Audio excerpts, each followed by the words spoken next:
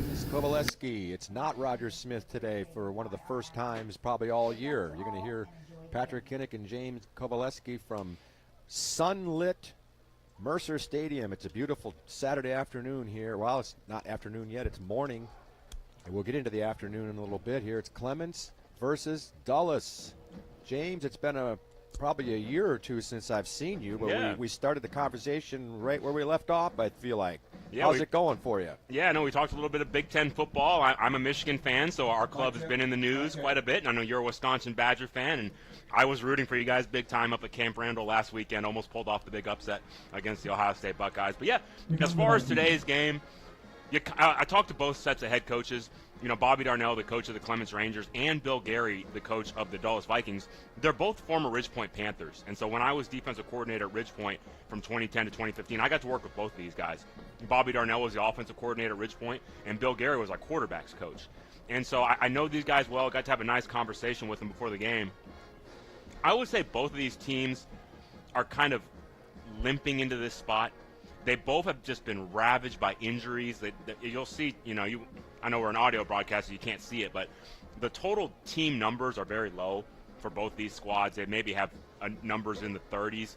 And so it's been a little bit of a struggle this year, but the good thing is both these teams are on equal footing. They're both struggling with depth. I think it's going to be a fun last game. Neither team is going to qualify for the playoffs. Just a fun last game for these seniors to just play hard, show out, have a little fun. I can't wait to see it. Yeah, it's going to be a good game. I think you're talking about fairly evenly matched teams, and Clements, the home team, I'm sure they're ready to win their final home game. And then, of course, Dulles, the seniors, they want to go out on top as well. And let's just have some fun this afternoon here at Mercer Stadium. We'll be back with the kickoff in a few moments. Hello, I'm Gary Horn with Horn Solutions. We agree with energy analysts that the energy market has stabilized. We anticipate significant merger and acquisition activity. Good resources are scarce. Horn Solutions is positioned to assist you in accounting, finance, IT, and supply chain. Our staff can assist you with outsourcing, or we can supply you with resources to join your staff. Visit hornsolutions.net for details. Gary Horn is a highly successful businessman who has made a huge impact in people's lives, and he loves what he does for a living. That's a big reason why Gary Horn and Horn Solutions support Get a Great Gig. Get a Great Gig is a free job search consultation service that will help you find a job you love, whether it's to make more money or get personal fulfillment in the career of your choice. Email them at getagreatgig@gmail.com or on Twitter at getgreatgigs. Settle down, class. Colin, you're up. My fellow students, for today's show and tell, I present to you my phone. It's made with glass and an array of precious metals I can't pronounce. It's powered by Xfinity Mobile, so it's fast. Anyway, with Xfinity Mobile, we save hundreds of dollars a year. It's like being in a secret club that's open to everyone, like mathletes or robotics, but for savings. Now, if you all take a handout... Colin, what are these? I'm quizzing the class on the material. Now through December 21st, new customers can get a free line of unlimited mobile plus free text and calling to Mexico and Canada when you get 400 megabit Xfinity Internet. It's all included for just $55 a month for 2 years with no annual contract and Wi-Fi equipment included. Call, click, or visit a store to switch today. Requires paperless billing and auto-pay with stored bank account. Restrictions apply. Taxes and fees extra. After promo, regular rates apply to Internet service and Wi-Fi equipment. Xfinity Mobile requires Xfinity Internet. Actual speeds vary and not guaranteed. Over the river and through the woods. Playoff and holiday travel is here, and First Tire Automotive puts you first. Family owned and operated for over 25 years, helping drivers in Sugar Land and Katy. Hit the road with confidence and save big. $100 off with the purchase of 4 tires, road hazard, and installation. Free battery check and starting system testing. Check out the website, firsttireauto.com, for details and restrictions. Remember to book your appointments, too. Get to one of First Tire Automotive's 4 convenient locations in Sugar Land and Cinco Ranch. firsttireauto.com. Archer Volkswagen showroom is open, and our team's excited to help you. Visit our sales department Monday through Saturday from 9 a.m. to 9 p.m. Or bring your car in for service from 7 a.m. to 7 p.m. Monday through Friday, and Saturdays from 9 a.m. to 2 p.m. We're closed on Sundays to rest and recharge with our families, so we can serve you well through the week. We hope to see you soon.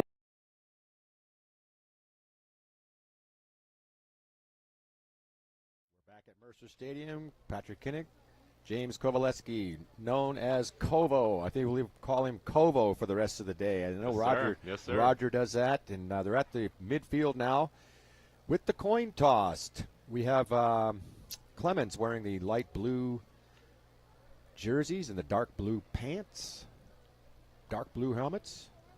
What do we got here for Dulles the? has won the toss, going to defer to the second half. Clements will be receiving the north end zone. So Dulles wins the coin toss, but they have deferred, which you see a lot of lately. Although the last couple games, I have seen teams take the ball. What, Kobo, what do you think the strategy is these days? Seems like it's mostly defer when you win the toss. Yeah, no, that's a great question, Patrick. And I mean, there's obviously there's two schools of thought, right? You have two options there. I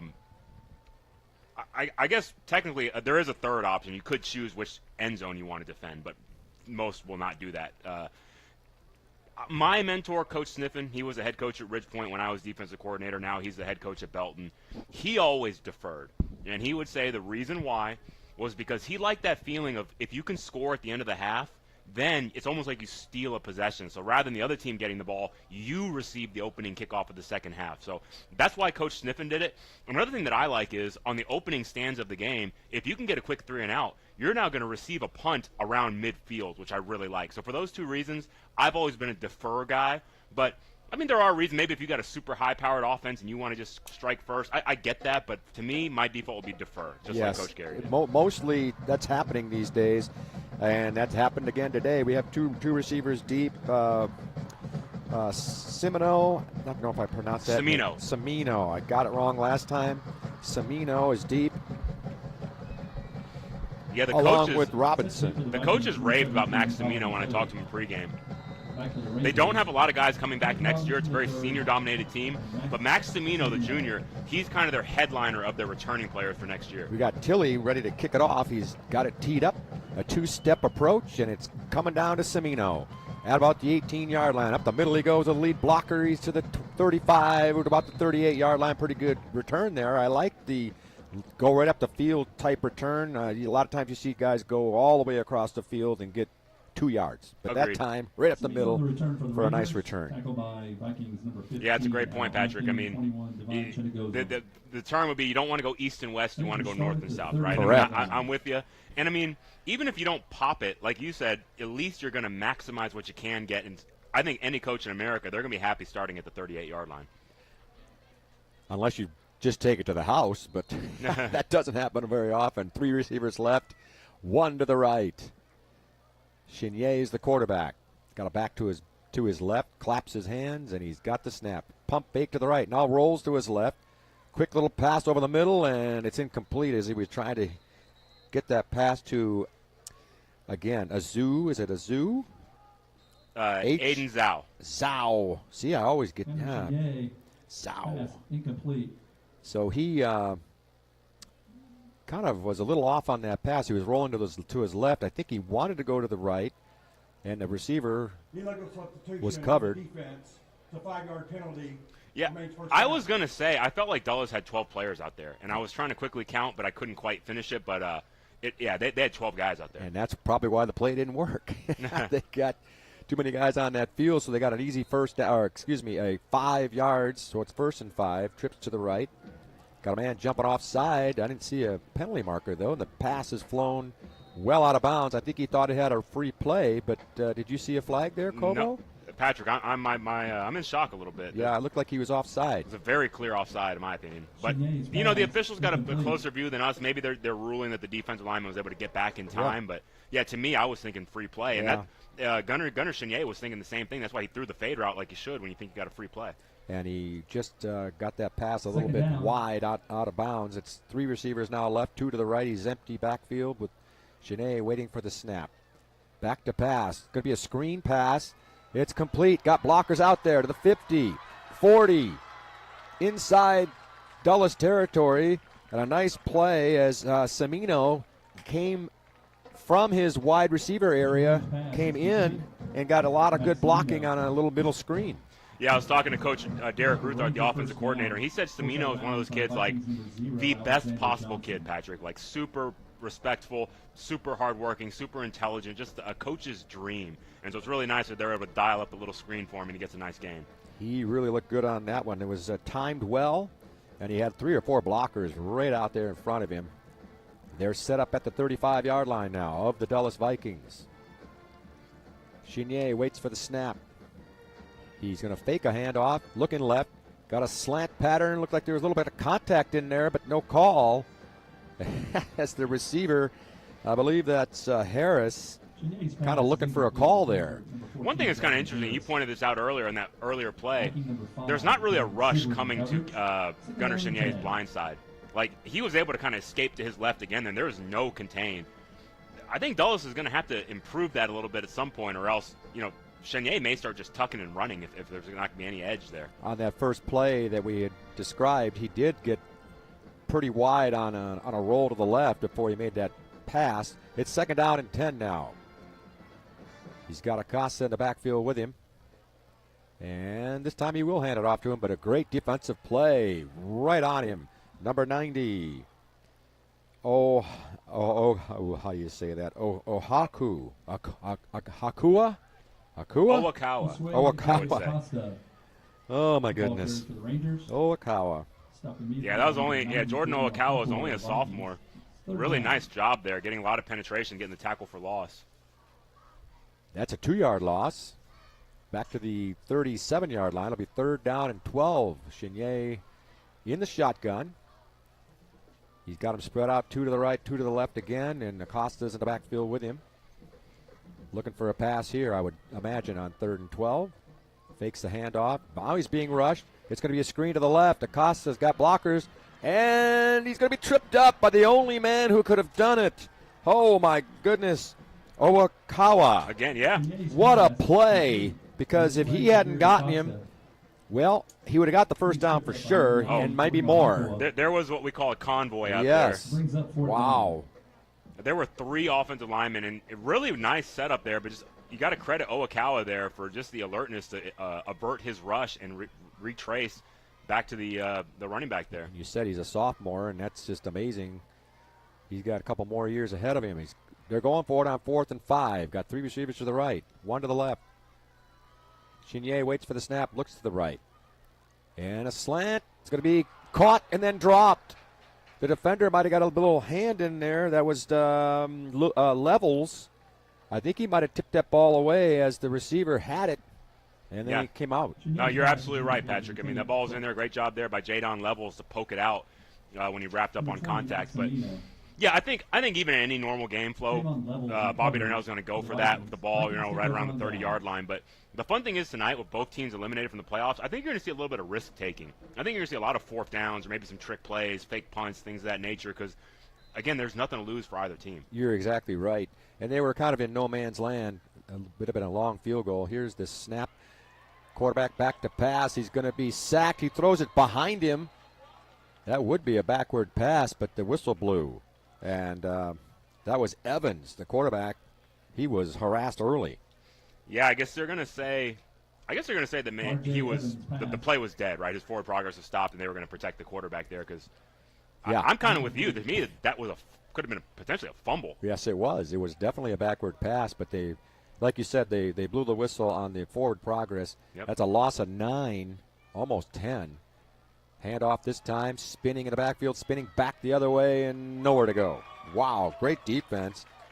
And I'm looking for the number on that's number 26, I believe. Levels. Davon Levels. Great job there by the outside linebacker, number 50, Denzel Nzui. He was physical there. He actually got a chance. The quarterback, Johnson was, excuse me. 3rd down. The quarterback, Evans, Evans was trying to throw a block there, and Nzui kind of really put the screws to him. That'd be 3rd down and about 21 now. Evans back to pass, stepped up into the pocket, has a man open. It's Johnson. He's got a lot of room. He's going to get the first down all the way to the 45-yard line. There was nobody on him. I don't know if you saw that. Yeah. But I don't know how he got so open. There was nobody within 10 yards of him. Yeah, just a kind of a concept where because it was third and so long, what was it, maybe 3rd and 20, Patrick? Yeah. The defense just dropped so far deep to protect the stick that the middle of the field is wide open. So just great decision by the quarterback. Take what you can get, throw it short, and go get some yards after the catch. And that's what he did. This time they're going to hand it off. Levels has got it. He's cutting back for maybe 1 yard gain. Pretty good defense down in there by the defensive lineman. Number 88 in there. That's Ahmed, along with others. Game of 1 yard on that play. Yeah, R.J. Evans, only a freshman. Pretty amazing here at quarterback Yes. today. Very impressive. He's looked good so far. That first play, he got rushed pretty heavily. Now he's rolling to his right, pump fakes it, and he's got it still. He's moving his way beyond the 50, and that was a pretty good little scramble there for about 5 yards, and they're facing third and about 4.5 here. You can kind of see those flashes of brilliance from the youngster there. I mean, certain kids kind of have that it factor. You can just tell they're a natural football player. Yes, He's got sir. it. And as he continues to go through off seasons, he's only going to get better and better. He's got the snap now. He goes deep, lofts one, and it's going to go out of bounds. That one, maybe when he's a senior, he may not throw that one. I don't know. They looked like double teamed on that play, but maybe he thought we're going to go for it anyway on 4th down. Why not might as well take a chance? But I'm not sure. No, I mean, you're right. Coach Gary making no indication he's going to send the punt team out here right at midfield. Here's what you were saying earlier. The last game of the year, and let's throw it all out there. But this is a tough spot. About 5 yards to go. Quick pass. That's going to be picked. Oh, it looked like it was going to be a pick six for Kenneth Robinson III. He had nothing but green ahead of him. If he'd have caught that, I don't know if the sun got in his eyes or what, but he had his mitts on it. Yeah, the route combination there, they took the outside receiver, ran him deep. The inside receiver ran a little quick out, little 5-yard out. The problem is, of a freshman quarterback, he had kind of locked in and made his decision that he was going to throw that out route. The corner, he's supposed to read the corner. If the corner drops deep, then you throw the out route. But the corner was sitting on that out route. It's a youngster. He's probably 14 years old as a freshman. I mean, he's going to get better at that. But, yeah, that's what happened. He wasn't reading the corner. He just made his decision. It was almost intercepted. Yes, it was. And it gets good field position even though he didn't make the interception. The Rangers had the ball on their own 49. Chenier waiting for his snap. He's going to fake the handoff. Quick pass across the middle, and it's complete. And I believe it's number 12 again. It's Aiden Zhao. Zhao. Complete. He kind of used to call those like little button hooks. I don't know if they call that. He looked like he just went about 6 yards and hooked in, and there was the pass for about a 6-yard gain. Yeah, I think curl is kind of the more modern terminology, but you're right. I mean, when I was growing up, that's exactly what we called it, a button hook. Yeah, I don't know why we called it a button hook necessarily, but here's the snap. It's fumbled, but then scooped up by the running back smartly as Lewis scooped it up like a shortstop and just kept on going, and he got a first down on that. It didn't look pretty, but they got a first down, and they're at the 40-yard line. When you think first downs, you think of First Tire and Auto, one of the sponsors for us here at FortBend.com. And Clements is now in Dulles territory again.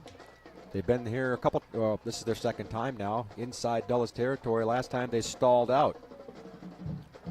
Got kind of a bunch of trips to the right. Hand off Lewis, left side. He has a opening to the left side. He's got a first down and a lot more. What happened on the contain over there? Well, it's exactly what we talked about, Patrick. Remember, we've been saying that left side, there is no contain. And I think that's a great job by Coach Ruthard, the offensive coordinator, to see, hey, if on passing plays there's no edge out there, we can just run it out there, right? There's not going to be an edge on a run play either. So that is a little structural deficiency we kind of noticed early that I think Coach Gary's going to want to address that, because otherwise they're going to keep running that off-tackle play. Yeah, if they see that, they're going to just, until they stop it, it's 1st and 10 from the 29-yard line of the Dulles Vikings. Chenier waits for the snap. He's got those bunch receivers to the right again. Hand off Lewis. Finds a little gap to the right side off tackle, and he's maybe going to get 2 or 3 on that. That'll bring up second down at about 8 yards to go. Maybe give him 3 on that. Like call it 2nd and 7. Yeah, Lewis runs hard. And I think that's big for Clements. On that first drive, they had no running game to speak of. It was, Gunnar Chenier is one of the best quarterbacks in this district, but you don't want to be all passing, right? I mean, to keep a defense honest, I do like that they're mixing in some run there. Absolutely, and it helps the quarterback when you can run the ball, obviously. Got a man in motion now to the right. That's Acosta looking for a fake to him. Downfield he goes. He's got his man open at about the 17-yard line. That's Zhao again. And he just kind of found a little gap there on the right side. And a nice pitch there from Chenier. Yeah, that's one thing I'm concerned about. Again, now to the right-hand side, there's no edge rush. Again, Chenier was able to easily take the little half roll to his right, buy some time. And I think that Dulles is going to want to adjust that, right? They're going to need some rush off the edge to contain the quarterback, keep him in the pocket. Any quarterback who has time can make things happen, especially when you roll out of the pocket. You can either run or pass. Now they got a 1st and 10 at about the 18-yard line of the Vikings. Man in motion comes all the way to the right. Handoff Lewis. Up the middle. He's got a lot of room. Inside the 15 to about the 12. Good blocking on the interior that time. John Lewis, from the Clements Rangers. Once again by number 9, TJ Shadu. Yeah, I like the mixture here. You know, you mentioned a moment ago, Patrick, just that mixture of run and pass. It's a good formula right now for the Rangers. 6 on the play. And anytime it works, it really works. So they got Lewis to the New right. Quarterback in there. Let's Number see. 3 is Price Marquez. Marquez is in the game. He's a tall, lanky fellow. Wonder how tall he is. He's a senior as well, according to the roster. He's in a shotgun formation, gives a clap, hands it off to Lewis. He finds nothing to the left, spins back to the right, and he's got more room inside the 10 and a nice little run. He's going to be close to a first down. Let's see where they mark it. It's very close to a first down. That was kind of, and I know you're a Midwestern guy, that was kind of a Barry Sanders run right there. Yeah. Where it's like you're totally bottled up on the left-hand side and, you know, running behind those bad lines in Detroit for so many years. Barry was often hit behind the line of scrimmage, but he was able to squirt out to the right and turn, you know, maybe a 1-yard loss into a 3-yard gain. That's absolutely right. I saw that many, many times. 3rd and inches. Fake handoff. Marquez keeps it all the way to the end zone. Touchdown. Those long, lanky legs took him in. Though they went for the fake, and he found room to the right side, and it's an 8-yard touchdown. Clements is on the board. That was a design quarterback run all the way. And I really like Bobby Darnell. And, I mean, you got Gunnar Chenier, Price Marquez. They're both seniors. They've been playing together for 4 years. And I like how Bobby, in a game like this, he's going to work in all of his seniors, and not just at the very end, right? And so I think that was a situation there where, you know, Gunnar Chenier was not injured or anything, but they give Marquez a shot in the red zone to try to lead the offense, and he does a great job. And Gunnar Chenier was the first guy to go celebrate with him. And he's now in the game for the 2-point conversion. They're going to go for 2 here. Fake the handoff. A little lofty pass. He had his man. He wants that pass back because he had him wide open. It was Talbot. And he just kind of made an errant throw on that play. But they did get 6 out of that with 2:44 to play here in the first quarter. Clements is out on top, 6-0. We'll be back. Hello, I'm Gary Horn with Horn Solutions. We agree with energy analysts that the energy market has stabilized. We anticipate significant merger and acquisition activity. Good resources are scarce. Horn Solutions is positioned to assist you in accounting, finance, IT, and supply chain. Our staff can assist you with outsourcing, or we can supply you with resources to join your staff. Visit hornsolutions.net for details. Gary Horn is a highly successful businessman who has made a huge impact in people's lives, and he loves what he does for a living. That's a big reason why Gary Horn and Horn Solutions support Get a Great Gig. Get a Great Gig is a free job search consultation service that will help you find a job you love, whether it's to make more money or get personal fulfillment in the career of your choice. Email them at getagreatgig@gmail.com or on Twitter at getgreatgigs. All right, we're back at Mercer. Here's the fake kick. 3 fake kicks, or 2 fake kicks, and an onside kick. That was quite a little clever play. It was recovered by Dulles, though. Pulling out all the stops. They sent one kicker through. He faked the kick. They sent another kicker through. He faked the kick, like kind of a little crisscross. Then the third man kicked it, and it was an onside kick. And Dulles was on it, though. Good job by Dulles, and unfortunately I didn't see which guy covered it. Did a good job.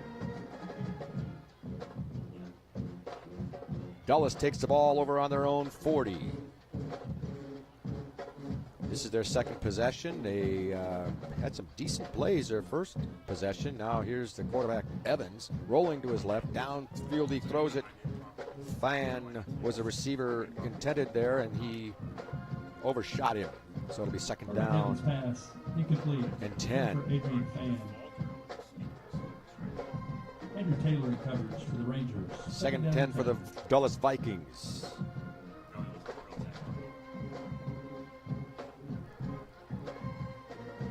Evans now has his team to the line of scrimmage. The freshman quarterback waiting for the snap. Got it. Looking to his left. Pump fake. And he's going to pass it to the left side. It's going to be incomplete. Same man, Adrian Fan. And he undershot him a little bit there. Quarterback Evans pass, incomplete. Third down and Adrian 10. Fan. Two pass incompletions in a row here. If I was Dulles, I would imagine they want to get that, like you said earlier, Third with down and the 10. Clements team, Kovo. I would imagine the Vikings would do well to get their running game going as well. Yeah, I agree. Third and 10, the pass over the middle. He had him. Boy, it looked like it went through his hands. Truscott was unable to gather it in. What do you think about that one, Kovo? Yeah, just a little bit outside the reach. But I mean, I think part of it maybe with the freshman quarterback. There's two schools of thought, right? One, you can protect him. You know, hey, it's a freshman. We're going to run the football, make sure it's all just like bootleg, play action, easy stuff. Or they may think that he is kind of. It's kind of like getting a first-round rookie quarterback in the NFL, right? Where he's the future. Yes. Maybe they want to give him all the reps today, give him all that smoke, let him throw as many passes as he can. That's what it feels like right now. Yeah, well, and like you said, it's the last game of the season. Maybe that's the mentality. Here's the kick by number 71. I believe it's number 71. Here's the kick received by Robinson, and he runs it out of bounds to about close to the 30-yard line. I wanted to tell you who that was, but I can't pronounce his name. That kicker, number 71. Vitor Fanjuli. Fanjuli. I believe it was number 71, the big old guy, and he got it out of there pretty good. And it's going to be a Clements' third possession from their own 26-yard line. They lead 6-0. They had a 2-point conversion that did not connect, so that's why it's 6 instead of 7. We got 2:19 to play here in the first quarter, I should say.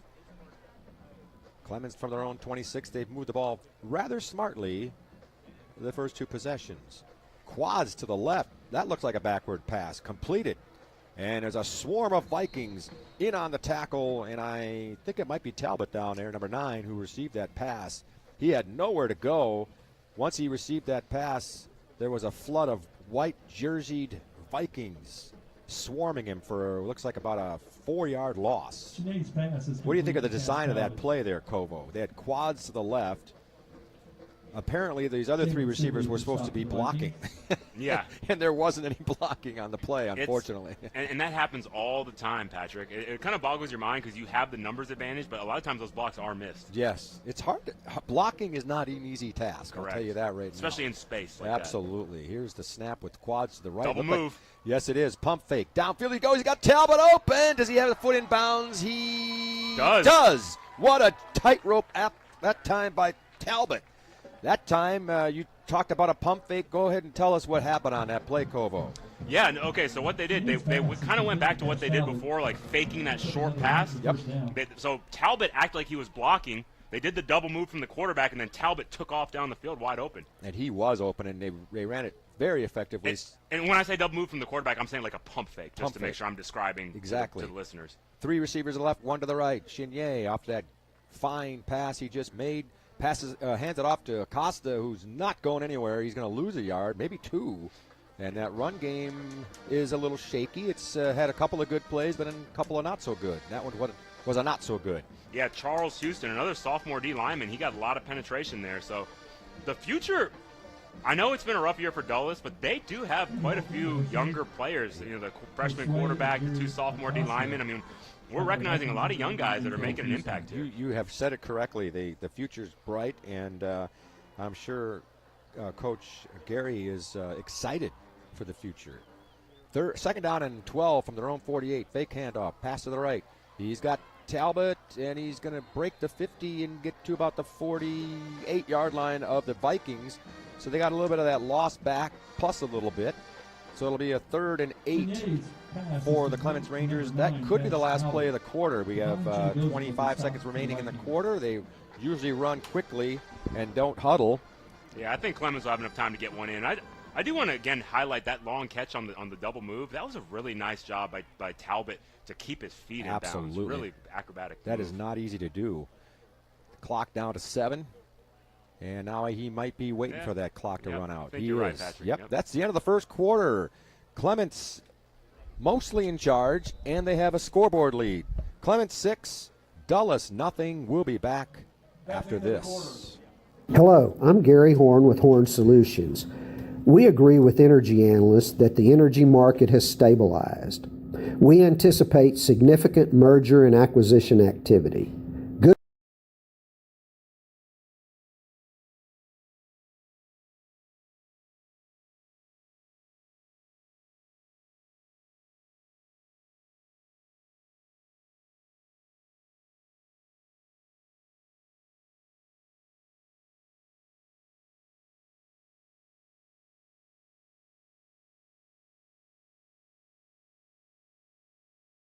Support Get a Great Gig.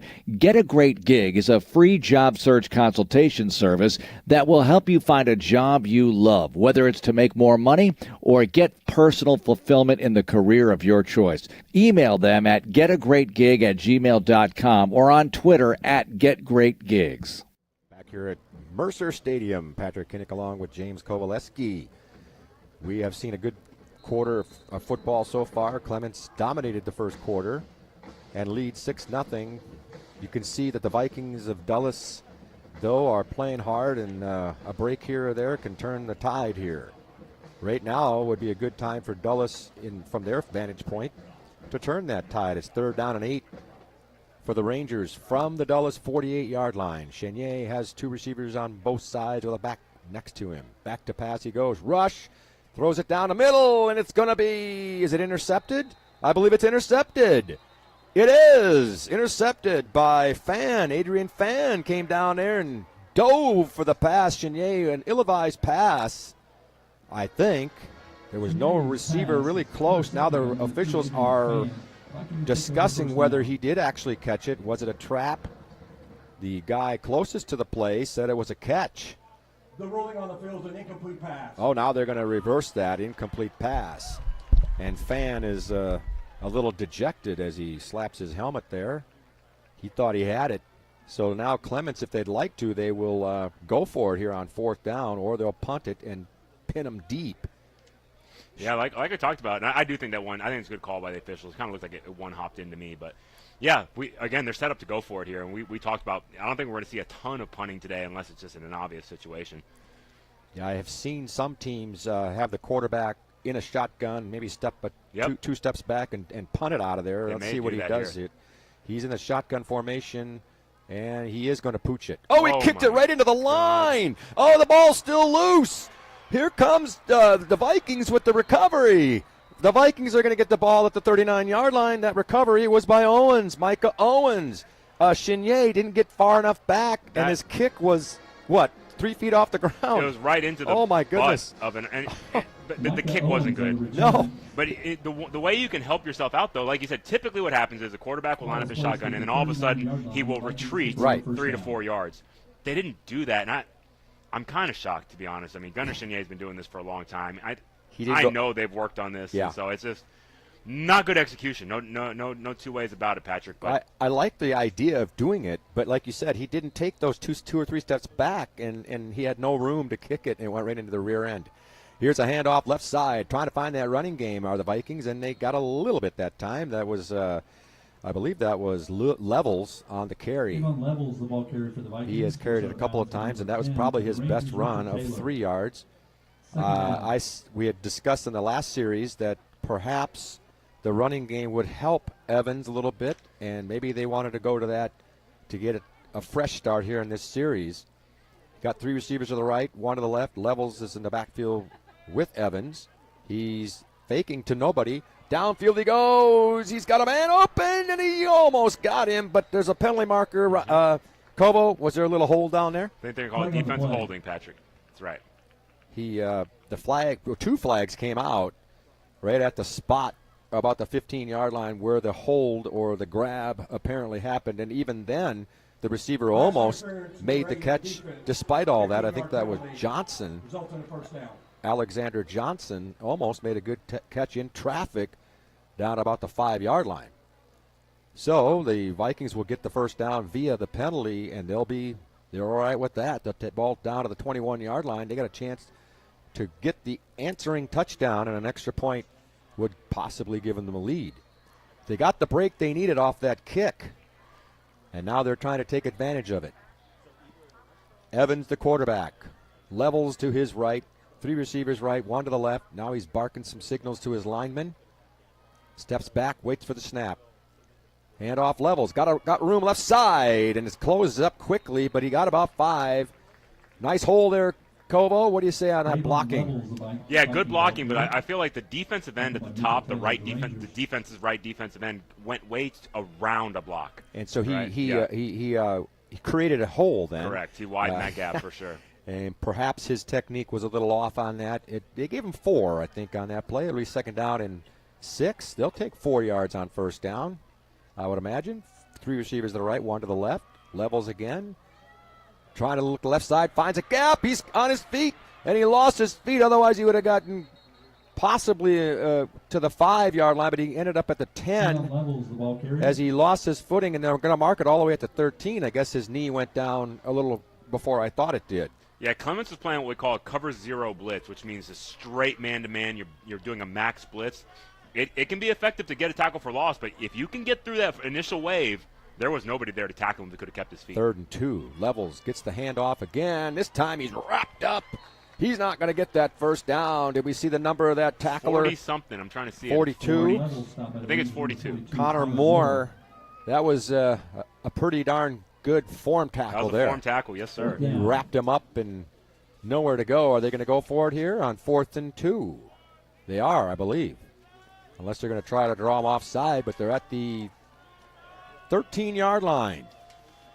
4th and 2. Vikings, they snap it. Levels has got room to the left side. He's at the 10. He's got a 1st down. He's still on his feet. He's fighting his way to the 5. First Tire Automotive has been putting your health left side again, Kovo. The contain, I don't believe, was there that time. Yeah, I'm seeing the same things you are. I mean, I think Coach Gary is in agreement as well. They kind of found an area where they want to try to run that football. So it's 1st and goal. They're going to mark it, I believe, at the 5. That was a great 4th down play for the Vikings. When you're a running back and you find your initial hole with nobody there, that's a fun run to have. Levels went left, cuts back to the right. Now he's up the middle, and he kind of backs his way in for about a 2-yard gain, or they're going to mark it at the 4, it looks like. About a 1-yard gain. Nice play there, again, by the senior linebacker, Denzel Nzui, to come off the edge, squeeze down in there and dive and make a tackle. They're fighting to hold him out of the end zone. It's 2nd and goal with 9:20 to play here in the 2nd quarter. 6-0 Rangers. And here's the thing, Patrick. You know, like you said, Clements went for that 2-pointer. Yeah. Kind of unprovoked, just trying to make a statement, I guess. But right. They didn't get it, and so now Dulles, they can score. They could take the lead of an extra point. Absolutely. They got 4 yards to get to it, though, and they got 3 receivers to the left. Evans rolls. He's going to run it himself, but he's sacked. What a play. Coming in there was Nzui. Mm-hmm. Yeah, he just shot through there. I guess that was a blitz, huh? Yeah, they're sending him off the edge. Coach Jason Haddock, the defensive coordinator for the Rangers, he's not afraid to roll the dice a little bit, send some heat, and he called a great blitz right there, right into the heart of the play call for the Dallas Vikings. He was lost 8 on that. That was Evans. He had nowhere to go. It was just a straight run, but the linebacker came in there, shot through there, and got him in the backfield. Now what do you do? 3rd and goal from the 12-yard line. Evans waits for the snap. Fake handoff. Blitz coming in there. Got a pass downfield. Caught. Touchdown. He beat the blitz. Alarunboy makes the catch. He was wide open. And Kovo, you said it earlier. If you blitz, good things can happen, but you can also get burned, and that time they were burned. Yeah, so with the blitz, I mean, you end up having man-on-man coverage, and you got to tip your cap to Adarunboy. He ran a really nice route, beat the safety who was in man-to-man coverage with him, and he goes up and makes a nice catch for a touchdown. And a good pass by Evans, who hung in there on the blitz and was able to loft it in there for the touchdown. We have an extra point attempt coming from Tilley. This could give them the lead. Snap is good, but there's whistles before the snap. I guess we had motion, huh? Yeah, the left end there, the left wing back, he did flinch, and so they can back him up 5 yards. 7 plays. Let's see. 60 yards. No, that was a 40-yard drive. They got the ball on the 40-yard line of the Clements off of that kick, that punt that was blocked by his own team. So they went 7 yards, 40 yards in 7 plays, and they ran a couple of minutes off the clock there. Now what we got was it offsetting? What's going on here? I think they're just well, they're discussing what they're going to march off here, if anything. Here's the call. Should just be 5 yards. Delay a game on the defense for disconcerting signals. Oh, okay. Penalties, of course, half the distance of goal. We'll redo the try. Now, this is where Dulles could go for it. Would you go for it here on a two-point play? What does it give you? Get you to a yard and a half? But I wouldn't since Clements missed theirs. Yeah, I would just take the point so I get the lead. So here they go. Tilley is now going to get it. You're going to try for it anyway, and now Clements is begging for a call again. This guy in motion, but they're not getting it. The kick is good. Lots going on out there, and ultimately they snapped it. The snap was down. The kick is up and good, and it's 7-6. Dulles. Let's see if we can be right back after these messages. This is VypeFortBend.com. Close this.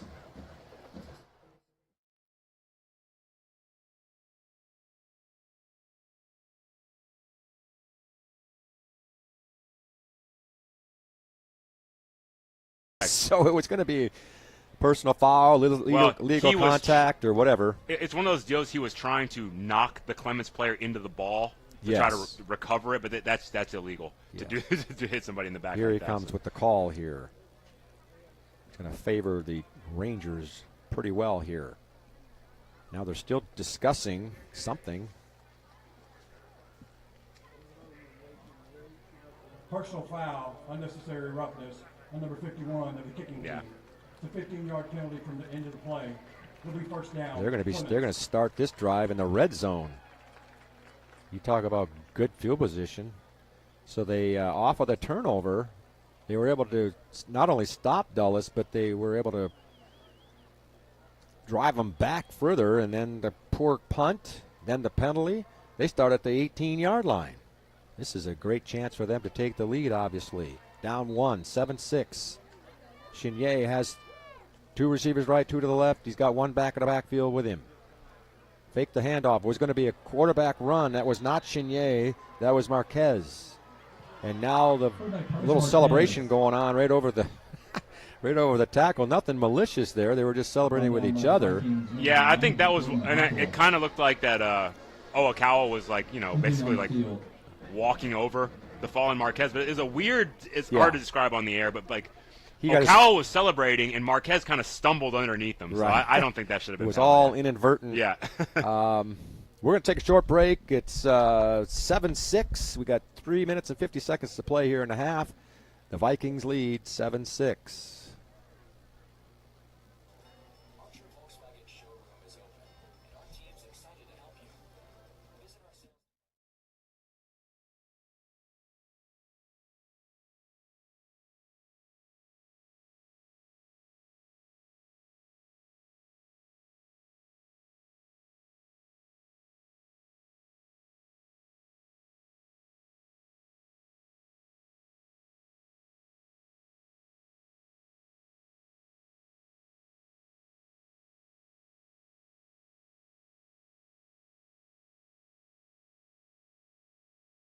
We're back at Mercer Stadium.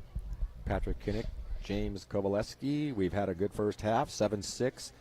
Vikings on top of the Rangers, but the Rangers had the ball on it's the 24-yard line. They just lost, 6 yards on that last play. So it's 2nd and 16. Chenier back at quarterback, looking to the right. Down the field he goes. He got a man open in the end zone. It's caught. That's Zhao. How open did he? How did he get so open down there? He was wide open in the end zone. Touchdown. Must have been a busted coverage or a great move on his part. Probably a combination of both, but I think it was a busted coverage. I think you had the corner and the safety both bite down on a kind of an underneath route. Zhao came wide open. Great job by the O-line to allow Chenier the time to be able to see that clearly and just lay it out there for Zhao. He put it out there nicely, and now they're going to go for 2 to try to catch up on their scoreboard. It's 12-7. The problem with missing your 2-point conversions is you're chasing points throughout the day. Let's see if they can get back to even here. Here's Chenier, right? He's being rushed. Has to roll to his left. Being rushed, and he's going to be sacked. And now they're 0 for 2 from 2-point conversion, and this would be an argument for not doing 2-point plays. Yeah, I was going to say, I mean, it's part of the new analytics movement, right? Where Yes, tell me about it. Yeah. I don't really understand it. I mean, what do you think? You think it's good? It's becoming a little more in vogue to go for it, and the rationale being, Patrick, and if your 2-point conversion percentage is above 50%, mathematically speaking, it's more valuable to go for 2s rather than kick extra points. You see what I'm saying? Yes, yes.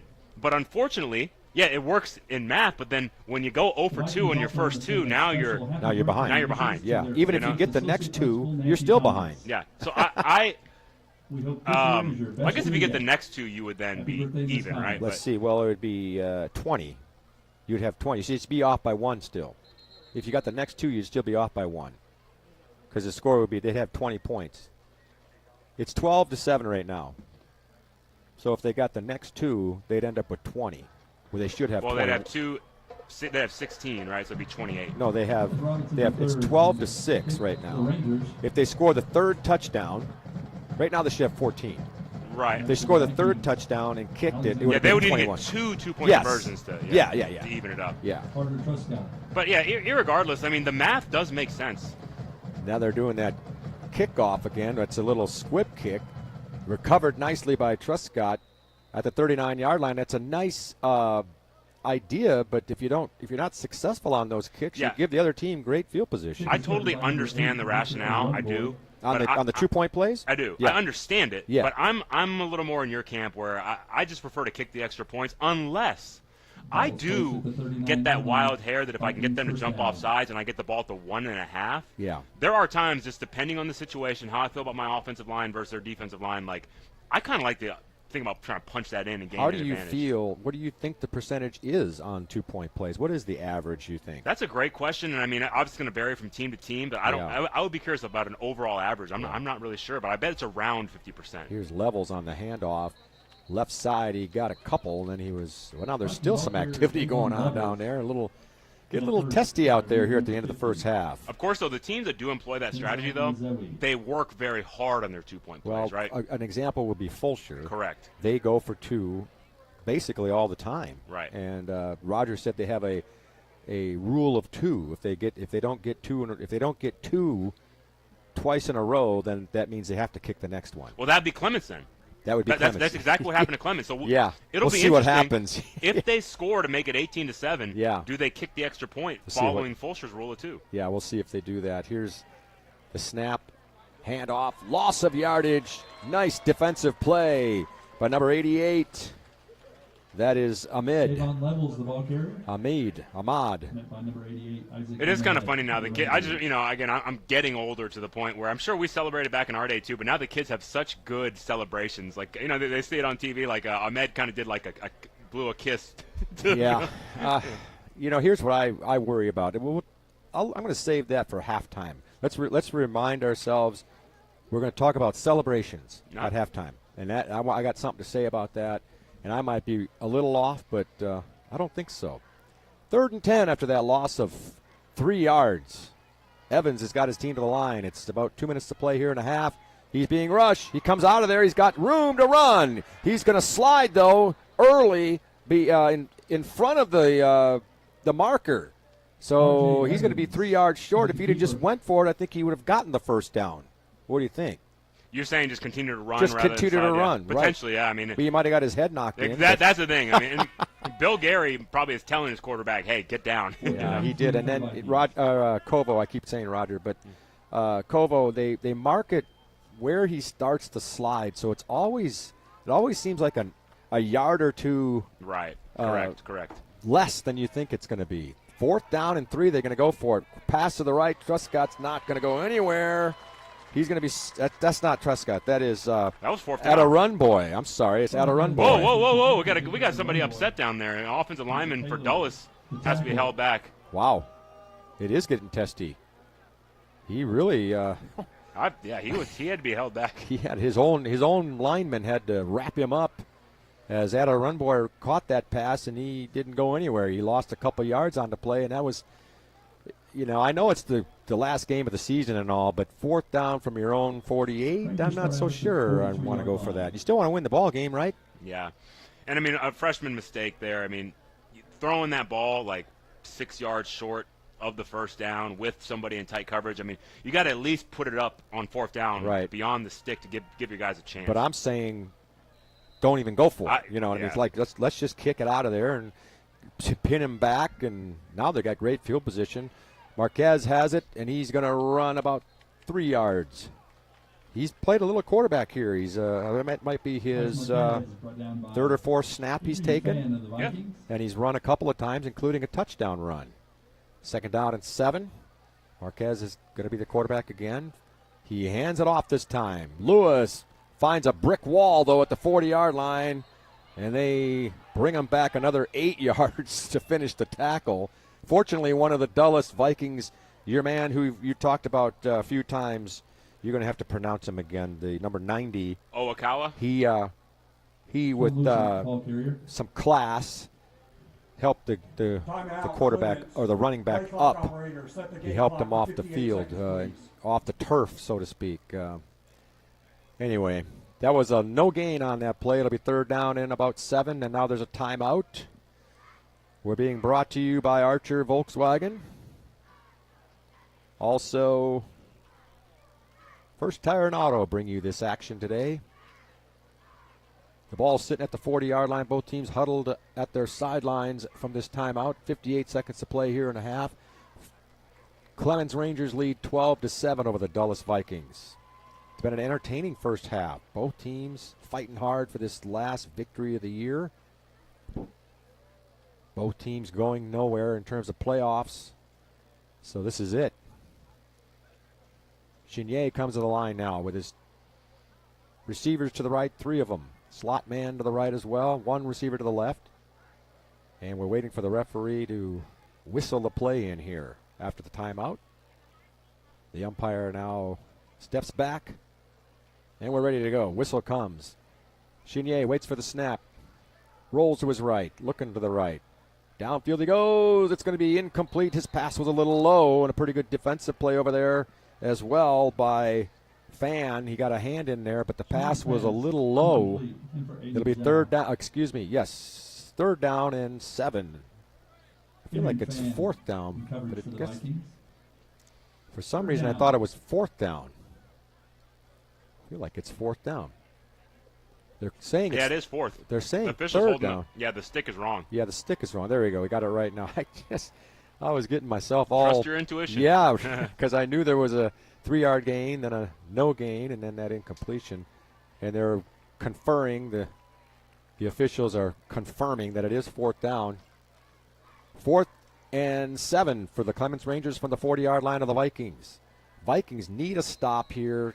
They can ill afford to allow Clements to add points to the board here before half. How many 4th down conversion attempts have we seen today? I feel like everybody's going for 4th, yeah, except for that one punt that hit the lineman. That was one of the only, I guess Vikings have punted a couple times. Here's a pass downfield. It looked like it was deflected out of there, and somehow it got to the receiver and caught. That was Semino. Really great job by Semino. That ball was low. It kind of fluttered in there. Yeah, he had to kind of really dive and get his arms underneath it, like 2 big hooks. And he did. Chenier now pump fakes. He's got Semino again, end zone, and it's off his fingertips. And did number 4 get a hand on it? Yes, he did. That was Truscott. He got his fingertip on it at the very end. Whoa, that was almost a touchdown in the left corner of the end zone. Carter Truscott in coverage. And what can you say? It was a good pass, good attempt by the receiver, but just that one little extra effort from Truscott. nullified that touchdown. Now I'm looking down on the field. Maybe this is something else we can talk about, but I got 4 guys giving signals. Yeah. Well, I guess the Michigan stuff being in the news. That's what we're going to talk about. We're going to have that a little discussion as well. I'm going to add that to the discussion. So it's celebrations and signals. 2nd down and 10 from the 28-yard line. He's being rushed. Chenier is going to be sacked. A great job by Shitu on the sack. And Dulles, did somebody call timeout? I guess the Rangers called timeout. That is a loss of, 10 yards? 11 yards? Yeah, I was just about to ask you, Patrick. I mean, if they could pick up some yardage, I think it'd be a prime opportunity to go for a field goal, right? Because now the field goal will give you an 8-point lead. Right. Which, we've been talking a lot about these conversion attempts. They should have a 7-point lead already, but there's no guarantee you're going to make the extra point either if you kick that's it. Another, and I've commentated games before where you see some teams just really struggle at extra points. Can't get it in to there, me, in that case, I would always go for 2 then. If I can't make the extra point, I might as well, if both of them are a risk, let me take the 2-point risk instead of the 1-point risk. Right. Well, and we said earlier, Fulsher has the strategy or the philosophy that they do go for 2, and it's like you said, the analytics or whatever have allowed for that to be a possibility. And like you said, I'm sure they dedicate X amount of time every week or every practice or whatever on their 2-point plays. And when I've seen them play, they're pretty good. I mean, they're really good with the 2-point plays. Yeah. People don't stop them, and if they don't stop you, why not? But it gets tougher in the playoffs, I would imagine. We'll see how it goes. 3rd down and 21 for the Rangers from the 38-yard line. Chenier steps up in the pocket. He's going to be wrapped up and sacked again. My goodness, they're putting pressure on him. Number 7 that time. Micah Owens in there. Another sack. And now you're almost to the point where you just heave it up into the end zone. It's 22 seconds to play. It'll be 4th down and 22 yards to go for a 1st down and 40 yards from a touchdown. Yeah, the problem is, if you turn it over, you're giving Dulles the ball around midfield. That's true. But I don't know. I mean, Dulles hasn't really moved the ball very effectively, so I don't think it's the ultimate risk. I don't know. There's a lot of different ways you can go with this one, Patrick. Now if Dulles had, a quarterback who you knew could heave it and maybe an experienced quarterback, and they've been moving the ball up and down the field, then you probably have a different decision. But Dulles has not exactly marched up and down the field. Their only drive came on that 40-yard drive off of the do we call it a blocked punt or not? when you kick it into your own teammate, is that a blocked punt? Or is that a fumble? What do you call that? I don't know. Let's just call it the botched punt. Botched punt. Yeah, it turned out good for the Vikings. But really, that's the only major threat the Vikings have had. So this is probably a good strategy for the Rangers to go for it here. But Dulles looks like they're going to bring some pressure. Chenier, he's got pressure coming down the left side. He had a man open. Had he caught it, though, he would have been tattooed. And he would have been short of the 1st down. But now we're going to see what Dulles can do from their own 40-yard line in 16.8 seconds to play here in the half. They do have 3 timeouts, which would help them, but the time at 16 seconds is not a whole lot you can do unless you get a big play here first. Is it one of those situations where you see what you can do on the first play and then that dictates what you do from there? How many timeouts? They've got 3, but all 3. But only 16.8 seconds left. And now we have a whistle, and one of the Clements Ranger players is walking off. He has either a health issue or an equipment issue. He was walked off. He was escorted to the sideline by the umpire. Not sure what it was all about. He looks like he's okay. But I think it's something now just checking for a concussion. Maybe it is, yeah, because here's the snap. It's going to be handoff levels. Has a lead blocker left side. He's going to pick up about 9 yards. I'd take time out here. Let's see. They're going to take time out. They are. They like that 1st down play, and it's 9 yards, and you're at 49-yard line. What do you think? They could throw it deep. Maybe they get a penalty. You never know. Yeah, I kind of like that call there from Bill Gary because you have the 3 timeouts, right? Right. So since you have that, run it when they're expecting pass. You get a nice 9-yard gain, and I mean, I wouldn't be shocked if he did it again. you could conceivably do it again, right? And then call timeout. Correct. And then do the Hail Mary. Yeah, just because the passing game hasn't been crisp, right? I think that maybe they are better off running the ball in an obvious passing situation, using the timeouts. You could even run it 2 more times, right? Let's just say you ran it 2 more times. Let's say you picked up 18 yards total off that, and you use your last timeout. Can right? you do that in 10 seconds? Well, can you run it twice and still have time? Yeah, that's true. I guess you're pushing it, but potentially maybe you can. For sure, once you can do it, I would imagine. Yeah, that play ran 6 seconds, so. Yeah, you probably would come up just short, but I wouldn't be opposed if they ran it here and then called timeout and then try to heave into the end zone. Well, here they are. They got 2 receivers to the right, 2 to the left. They're going to pass it. And Evans looking. Now he's scrambling, and he is going to be sacked. There's a penalty marker. That looks like it's going to be a hold. That might be the last play of the half. Or maybe they'll run one more. Maybe they'll run the Hail Mary play again, but they're going to be deeper. That looks like a hold-type flag. Absolutely. And they're looking to the Clements sidelines to ask them if they want the penalty. Of course they would want it. Let's see here. You know, I've learned after doing a lot of games here this year, the referees, the officials really do a lot of talking to each other. Of course they want to get it right, but sometimes I'm not sure what they're talking about right here. But it looked like a hold, and then, but now they're talking to the Dulles side. I'm not sure what they're talking about, but what would they be talking to the Dulles sideline for? Just explaining, I guess, what they saw. I mean, it was, I don't think that, to me, it's a pretty obvious holding. Number 70, the 2-yard penalty. Maybe to give the maybe Coach Gary just wanted to give him the piece of his mind a little or bit. Or maybe it was to tell him what number. Correction, holding on the offense, number 70. That penalty is going to be declined. Dulles is elected to take a timeout to not enforce a 10-second runoff. That's what they were discussing. Oh. So the penalty would have become accompanied by a 10-second runoff unless you used the timeout. So Dulles did elect to use their timeout to save that. Okay. 10-second That gives them one more play at least, yep. And you never know. 3.3 to play here in the half. Clements on top, 12-7, and this, barring a defensive penalty here, this will be the last play of the half. And now they're still standing over the ball to make sure everything's all set.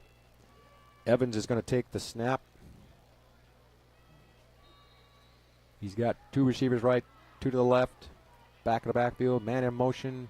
Double pass. Backward pass. He's going to pass it right back to the quarterback. He's got a convoy of blockers. Down the left side he goes. I don't think he's going to be able to get all the way in. He doesn't. He takes a swat at the 35-yard line, but a clever play. Yeah, I like it. Just did not. It had too much to do on that play to get all the way to the end zone. But that gets us to halftime.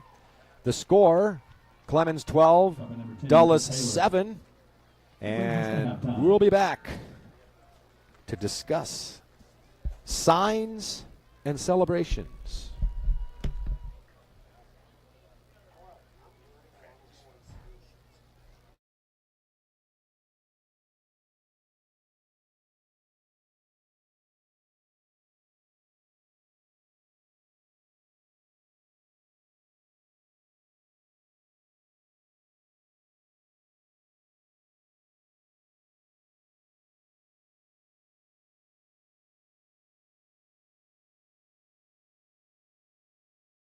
Details. Gary Horn is a highly successful businessman who has made a huge impact in people's lives, and he loves what he does for a living. That's a big reason why Gary Horn and Horn Solutions support Get a Great Gig. Get a Great Gig is a free job search consultation service that will help you find a job you love, whether it's to make more money, career of or on Twitter at GetGreatGigs.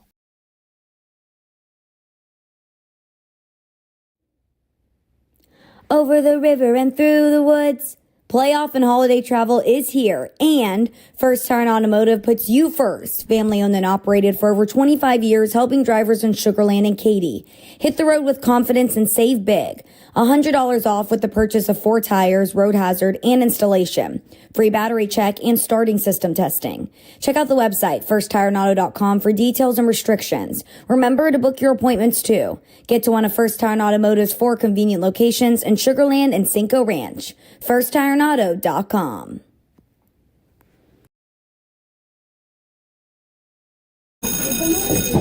Settle down, class. Colin, you're up. My fellow students, for today's show and tell, I present to you my phone. It's made with glass and an array of precious metals I can't pronounce. It's powered by Xfinity Mobile, so it's fast. Anyway, with Xfinity Mobile, we save hundreds of dollars a year. It's like being in a secret club that's open to everyone, like mathletes or robotics, but for savings. Now, if you all take a handout. Colin, what are these? I'm quizzing the class on the material. Now through December 21st, new customers can get a free line of unlimited mobile plus free text and calling to Mexico and Canada when you get 400 megabit Xfinity internet. It's all included for just $55 a month for 2 years with no annual contract and Wi-Fi equipment included. Call, click, or visit a store to switch today. Requires paperless bill and auto-pay with stored bank account. Restrictions apply. Taxes and fees extra. After promo, regular rates apply to internet service and Wi-Fi equipment. Xfinity Mobile requires Xfinity internet. Actual speeds vary and not guaranteed. Hello, I'm Gary Horn with Horn Solutions. We agree with energy analysts that the energy market has stabilized. We anticipate significant merger and acquisition activity. Good resources are scarce. Horn Solutions is positioned to assist you in accounting, finance, IT, and supply chain. Our staff can assist you with outsourcing, or we can supply you with resources to join your staff.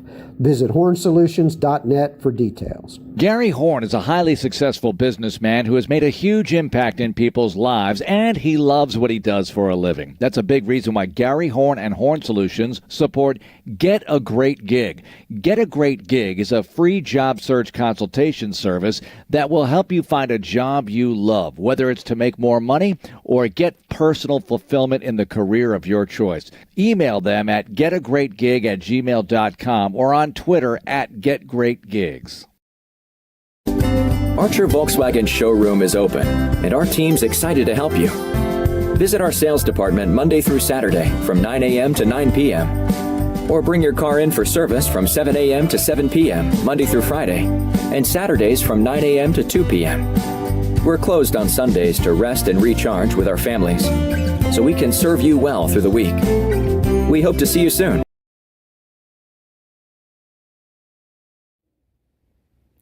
Over the river and through the woods, playoff and holiday travel is here, and First Tire and Automotive puts you first. Family owned and operated for over 25 years, helping drivers in Sugar Land and Katy. Hit the road with confidence and save big. $100 off with the purchase of 4 tires, road hazard, and installation. Free battery check and starting system testing. Check out the website, firsttireandauto.com, for details and restrictions. Remember to book your appointments too. Get to one of First Tire and Automotive's 4 convenient locations in Sugar Land and Cinco Ranch. firsttireandauto.com. You may notice some holes in the formation. We are Now, back get on your feet and give us here at some loudest Mercer applause Stadium. as It's these 12 to ladies perform 7. their Screamer Jazz to The Clements Dance Rangers Again. lead the Dulles Vikings. The Dulles Viking band is on the field for apparently their last performance of the football season. Clouds have kind of come in. It looks a little overcast here, but it's still a very nice day. Well, we were discussing prior to the game, Kovo, signals. Mm-hmm. And I noticed that one of the plays, Clements was sending in the plays, and at least 3 or 4 guys were doing the signals. Do all teams have the decoy? I mean, Yes. like, it's and how many decoys you reckon?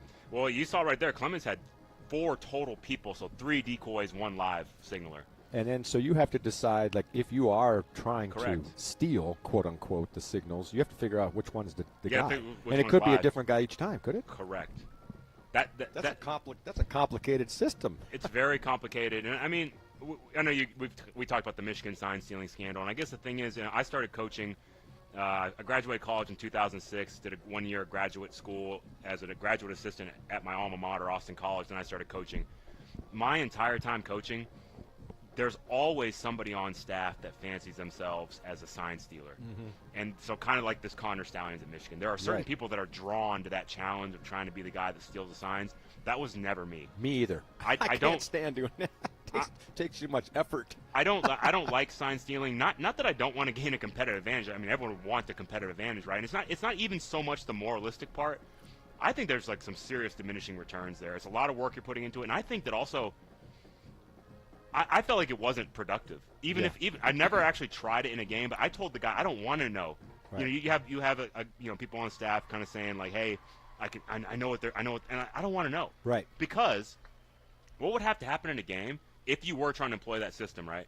Like if you did have somebody on your staff that was looking at Clements, they thought they figured out which guy was a live signaler. They thought they knew. They would have to watch the signaler, radio into you in your headset, telling you what they think the play is. Right. And so you're waiting on that, and then you got to make your choice. Especially in today's up-tempo football, I think it's in my personal opinion, I think sign stealing is counterproductive in football. Thank you for your support. And the other thing is, Get on your feet and give it up to the fans that they the fact that Clements has 4 signalers, they know that people could be trying to steal their signals, right? So all you got to do is teams change their signals often. Right. And that's another reason. So you may think you're stealing somebody's signals, but you're actually hurting yourself because you're getting the wrong information.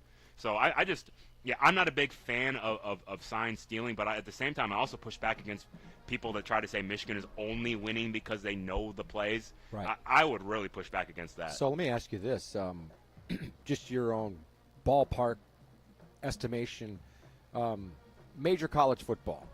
Let's say there's 100 teams. I don't know how many there are totally, but 100 teams. How many of them are involved in trying to steal signs?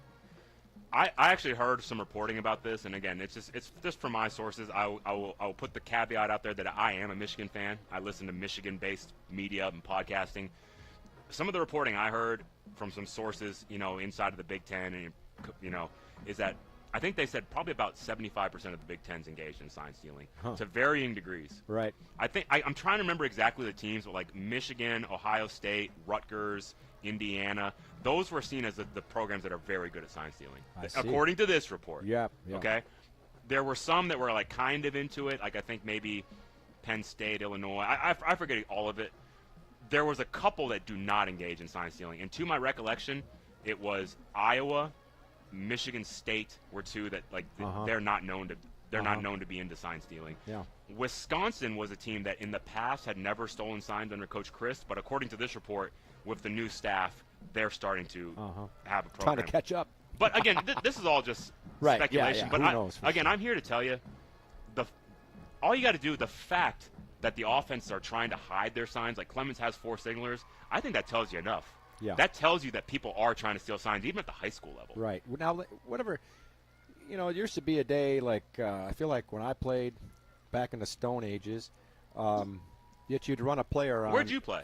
Up in Wisconsin? I was in Wisconsin. Okay, gotcha. So when you ran a play, you'd run a player in. Yeah. Like you run a player in, he gives the play. That correct. And I mean, what's wrong with something like that? I mean, I know you want the your problem best players on the field and all that. Well, no, yeah, that too. But the problem is now teams are trying to go up tempo. Right. And so you're not looking to sub and huddle like we did back in the day. Right. That's true. A lot of teams don't. Right. But again, to go back to Michigan only winning because they're stealing signs. Like I watched that Michigan State game. They were on high alert because the scandal was already out. Right. They ran to the sideline, like you said, to get the play. They huddled every time. There was no sign to steal, and Michigan, with their 4th stringers in there, scored a touchdown late to make it 49-0. Right. You know what I mean? So it's just probably it's overblown. The bottom line is Michigan has just gotten better. They have a good cycle right now of really good physical players. Yeah. That's the main thing. Yeah, we're gonna try to stop. You got to try to stop us. This is what we got. Try to stop us.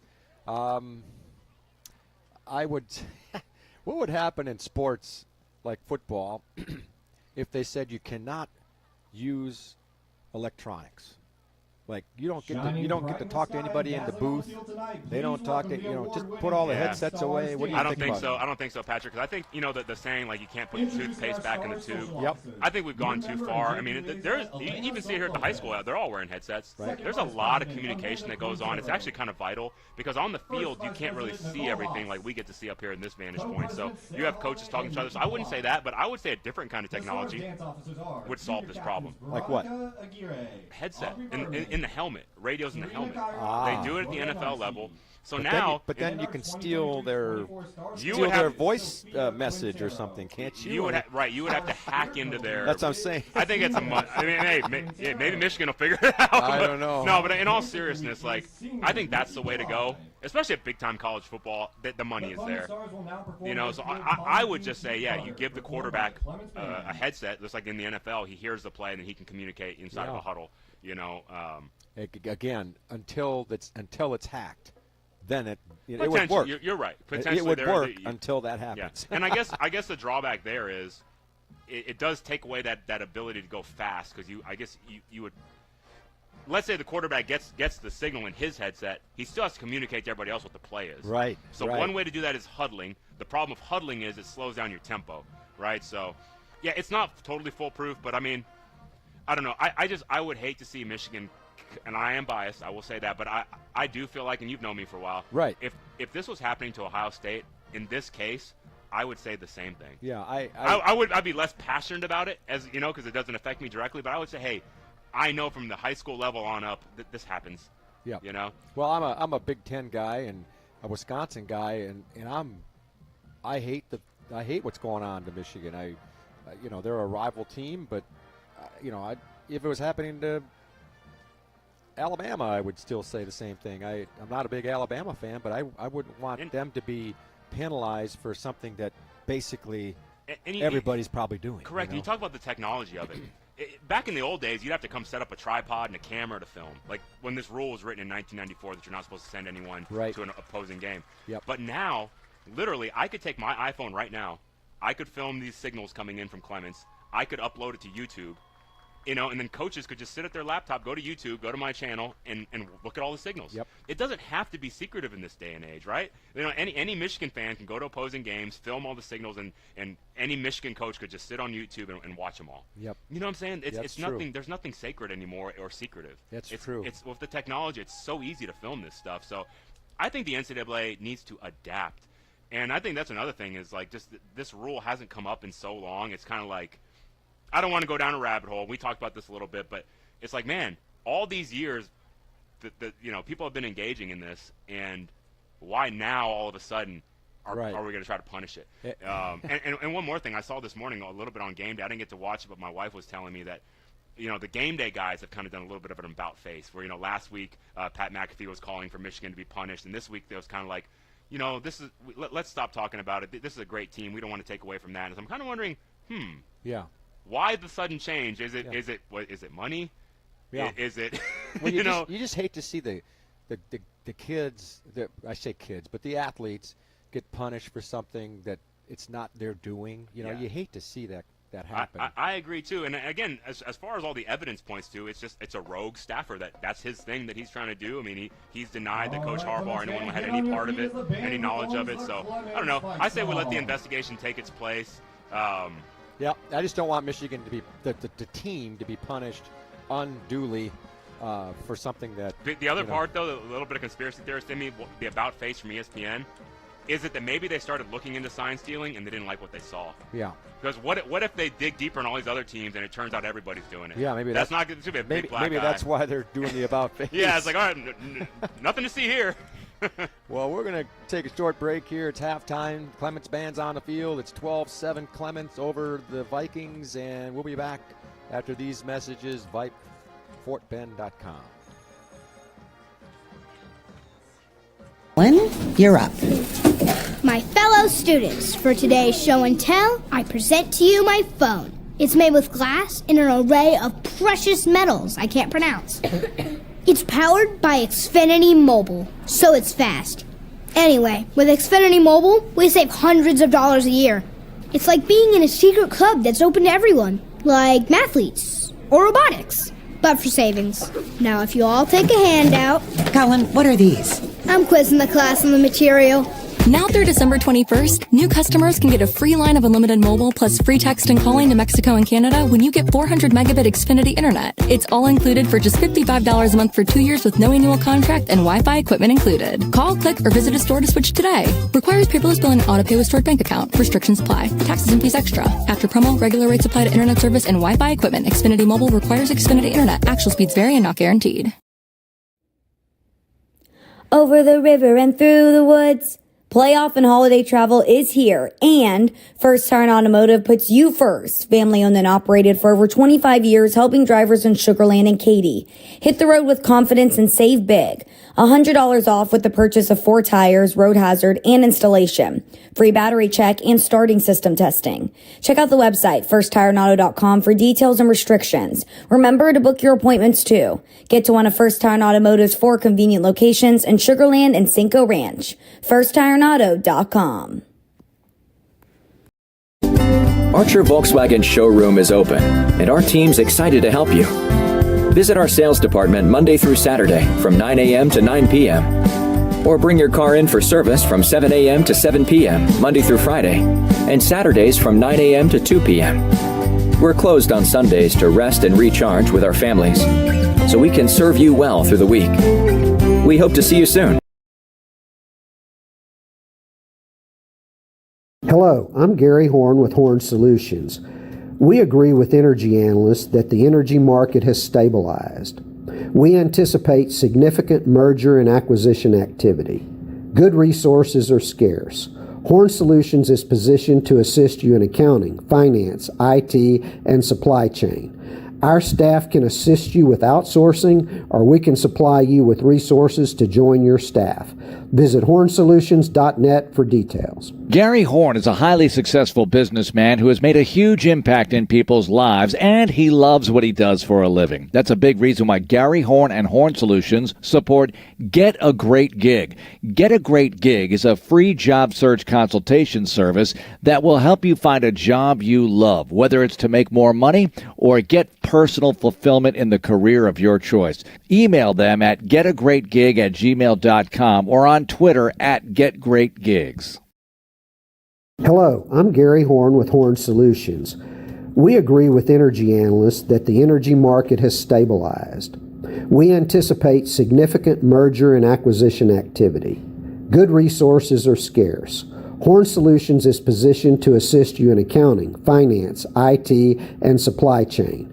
Our staff can assist you with outsourcing, or we can supply you with resources to join your staff. Visit hornsolutions.net for details. Gary Horn is a highly successful businessman who has made a huge impact in people's lives, and he loves what he does for a living. That's a big reason why Gary Horn and Horn Solutions support Get a Great Gig. Get a Great Gig is a free job search consultation service that will help you find a job you love, whether it's to make more money or get personal fulfillment in the career of your choice. Email them at getagreatgig@gmail.com or on Twitter at getgreatgigs. We're back here at Mercer Stadium. Patrick Kinnick, James Kovaleski, and the Clements Band. They just honored a few of their members here. Now they're playing the school song.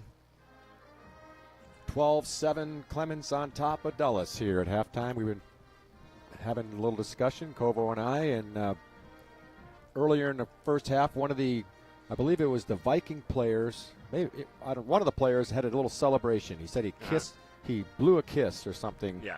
I don't remember what player that was, but and you were talking about celebrations have. What did you say? They've evolved, or I don't know what. I think that they've evolved. You know, I know back in our day it was a little more of just kind of like, you get up, you're hooping and hollering, you're jumping, but now it's a little more choreographed, I guess. A choreographed maybe, where you blow a kiss, you sheathe your sword, you do stuff all kind of. So what is your opinion about Team B on the field, intercepts a pass, they're tackled, and the entire defense or all of them, and they all go to the camera and they do a thing. What is your view on that? Because I have a view on that. I think I'm gonna go the other way on this one from you. I feel what your opinion is, and a lot of things I am old school. On this particular one, I do kind of just see it as something fun, and especially these are pros, right? You don't see it as much at the college level. Like the NFL kind of has it set up to where the players know that the end zone camera is going to be ready to focus. You know what I mean? Like it's a little more of an. I just kind of see it as fun, but it definitely is bleeding down to the high school game where the players watch these games just like we all do, and they see like every time you get a sack, you have your pre-can celebration ready. Right. So I 100% understand your feeling that you kind of expressed earlier. I mean, I totally get it, but I think to me it's not that big of a deal. I wouldn't try to legislate it or regulate it. I think it's just kids having fun. But yeah, I mean, definitely open to hearing the other side of it. Here's my other side. Yeah, sure. From the old fart. Here's what I fear. I fear it's turning into all-star wrestling kind of a mentality, where you've got in-game interviews like while the game's happening, which I think is wrong. You got these celebrations that are, some of them are kind of funny or whatever, but the idea that, we're going to run 50 yards to the camera and do a little whatever, maybe it's choreographed or whatever. I just feel like, it's celebration. Yeah. Was it? Were you saying that you can't have fun if you don't go in front of the camera?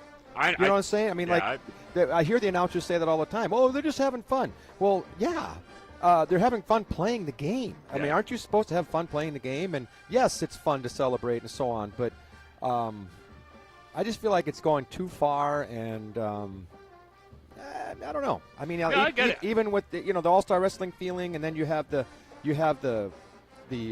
dance squads, the women, the women dancing and stuff, and that's turning into like burlesque almost, and I just don't understand it. I understand it, that your sentiment of it's more of an entertainment product. That's what they're doing. It's turning into more entertainment where you're attracting demographics that don't even care about what's happening on the field, right? That's the idea that you have something for all different strokes of people that are going to want to come out there, the atmosphere, the ambiance. I get what you're saying, and I get the business standpoint of that, but I'm just kind of a traditionalist, and me personally, and for my son, I'm going to say, hey, son, have fun and everything, but I'm going to teach him, hey, I kind of just get up, celebrate for teammates. You can yell and flex a little bit, but I guess I'm not the biggest fan of it because I'm a little old school too. However, that's just me, I guess, and so if other guys want to celebrate, you just got to make sure it is within reason. I think the stuff I've seen today, the kids are pretty quick with it. If they're carrying on and on and on and on, then it's like, okay, come on, guys, wrap it up. I haven't seen anything today that's even the blowing of the kiss. It's not I thought a it was big well deal, done. I thought it was well done. But it's just you're talking about the NFL team celebration. Yeah, they literally run 50 yards to go celebrate, and then the camera, they're instructed to film it. That's part of their production, and I don't understand why it has to be. And but anyway, I guess, I don't know. I guess that's the difference of generations and stuff like that too. But anyway, pretty soon I'm going to be telling you that I'd rather listen to a ball game on the radio than watch it on. That's the other thing is I tell my students, I teach 8th grade students, and I tell them that sometimes you get talking about sports or whatever in some situation, and I'll say, I never watched baseball games. I'd watch it one day a week. I'd watch the Saturday game of the week. I said, now you can turn a TV on and you watch virtually any game you want if you have the right package or whatever. You could watch anybody and every day. And I remember it was a big deal when we got cable TV, and we got to see the Chicago Cubs almost every day on WGN. Not that I wanted to watch the Cubs or whatever. I was a big Milwaukee Brewer fan, but Brew Crew. But I did listen. I remember enjoying listening to Harry Carey, and it was kind of fun to listen and watch those games. And then Atlanta got their station, and they were all over the place too. And anyway, times are changing, I guess. That's the about fun all thing it for is. me. I mean, I was born in 1984, so it's like I'm a little younger than you are. Oh, but quite a bit younger than you are. However, I was. In my childhood, I can remember a lot of the things that you kind of grew up with in your, when you were in your 20s and stuff. Like, I still remember those things, and I remember record players and VHS tapes. Right. I mean, the internet. Like once the internet started, I felt like we had a rapid increase in the technology. I think maybe before that there was a little more status quo for a longer period of time. But yeah, that's the cool thing is like these kids today, like, you know, they'll never know some of those other things. But yeah, there's definitely pros and cons. But I mean, we're living in a good time now, and I mean, we got a good ball game here. We sure do. It kind of felt coming in, I guess, just looking at the scores and stuff, you kind of, you know, probably felt like Clements was going to be the favorite.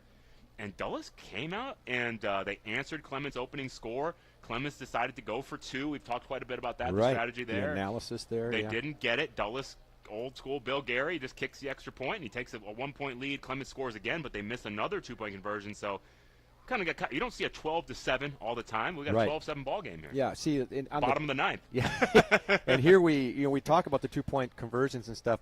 I'm also like, to me, a lot of teams like in college and pro, to me they go for the 2-point conversion too early in games. Like if it's I don't know. I'm trying to just think of I can't think of a score situation, but they go for 2, but they forget what could happen later in the game. You know what I mean? Had they not gone for 2 and gotten the 1, they could have tied it here. And you know, but they're looking at the moment, and there's like 14 minutes left in the game.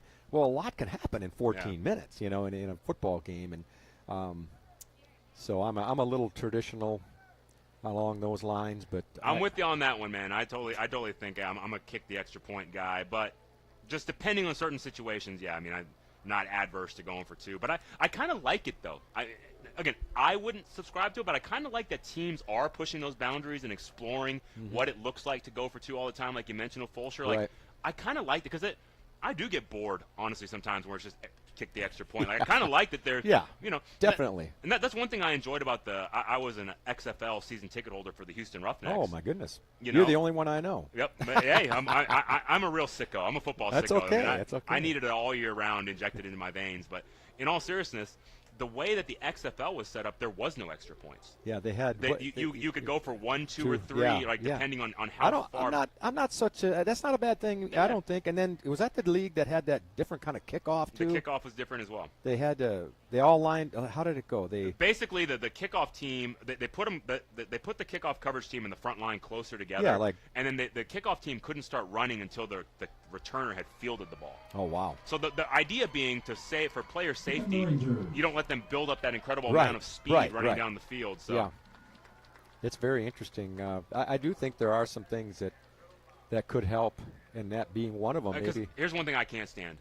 I can't stand the NFL kickoff or even the collegiate kickoff because so many times it's a touchback. Right. It almost feels pointless. Like, why are we doing this? Are you in favor of the fair catch on the kickoff? I guess, yeah, fair catch also contributes to never getting a return. So I not that I'm against it. I like the USFL or the XFL kickoff a little better. They're slightly different, but the idea being putting the players closer together for player safety so they're not getting that big running head start. There's not those huge collisions, but you still get a return every time. Right. The problem is the NFL, they're in collegiate, they're kicking off too close, in my opinion, to where they can easily just boom it into the end zone every time. Right. I think they need to back them up. Those legs are just so strong now, you know. Right. Back the ball up. Right. Move the players closer together for player safety and let them return it. Yeah. Or just get rid of it and just start. You get the possession at the X yard line every time. Yeah. But I understand. Or maybe give the receiving team the option. Here's another one for something. you. Here's another one. You're a traditionalist. I'm not a big fan of onside kicks either, even though I saw Cinco Ranch perfectly execute one against Seven Lakes. They recovered it and they won the game. Yeah. In these alternative leagues, you can try an onside kick, but you also get an opportunity to go for like a 4th and I think it's like a 4th and 15 or something, like somewhere around the midfield or 30-40 yard line. Right. If you can convert it, you get to keep going. Does that make sense? But if you don't get it, now the opponent has the ball in your territory. Yeah. I like that better. I think that's way more intriguing, like having a 4th down play rather than trying to attempt onside kicks. Like they're just so low percentage. Yeah. That's the thing. It is low percentage. Well, we're about ready to start the second half. We've got the ball teed up, and there's going to be speaking of onside kicks, it's another onside kick, but this time the Vikings. And they're 0 for 2, aren't they? Yeah, they haven't been able to get it as the Vikings get on it. Adarunboy was able to land on it. And the Vikings are going to have great field position again to start the half here. It's been a good game. We've both enjoyed the action so far.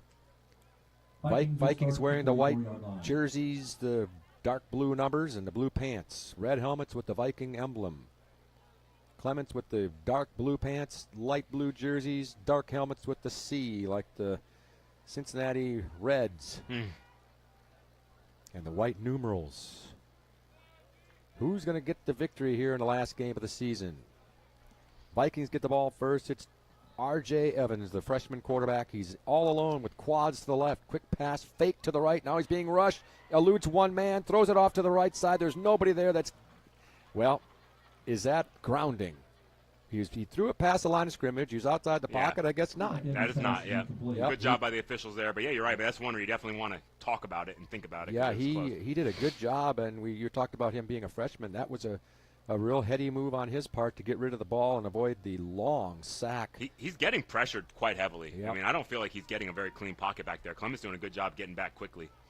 And that pressure obviously causes havoc. Evans now brings a man in motion. It's Johnson. Inside handoff. Now the penalty marker comes flying as he runs to the right for about 4 yards. What do you think the call is going to be here? Johnson on the carry. There's a flag on the play. Either an offside or like an illegal formation for not enough men on the line of scrimmage. He threw the flag after the play had been underway, so it's hard to know what it was. Maybe they didn't have the right amount of men on the line of scrimmage or something. Yeah, there you go. They're pointed towards the offense, so it's probably a legal formation. Here's the call. Illegal formation there on it the is. offense, 5 men in the backfield. 5-yard penalty. Yep, that sending that man in motion brought the 5th man in there, and that 4-yard gain turns into a 5-yard loss. It'll be 2nd down and 15 now. They have to think of something else to run here. These are tough calls. You mentioned that Cincinnati Red C, and I know you're an AL Central guy. Or I guess Brewers in the NL Central now, right? Correct. But I know Minnesota's the next state over or whatever, so you're kind of in that region. But correct. I don't like how the Twins kind of use to me, like their TC hat that they use is like it's the Red C. Yeah. Kind of not a fan of that. But yeah, I'm way off topic. I'm sorry. They have a T and a C for Twin Cities, I guess. And here's Evans back to pass. Down the middle he goes. He's got a man there, but he shot him a little wide on the pass there. Run Boy was the man trying to get the pass recepted there, and it was could have been a big play had he got it there, but he just a little off target on that pass.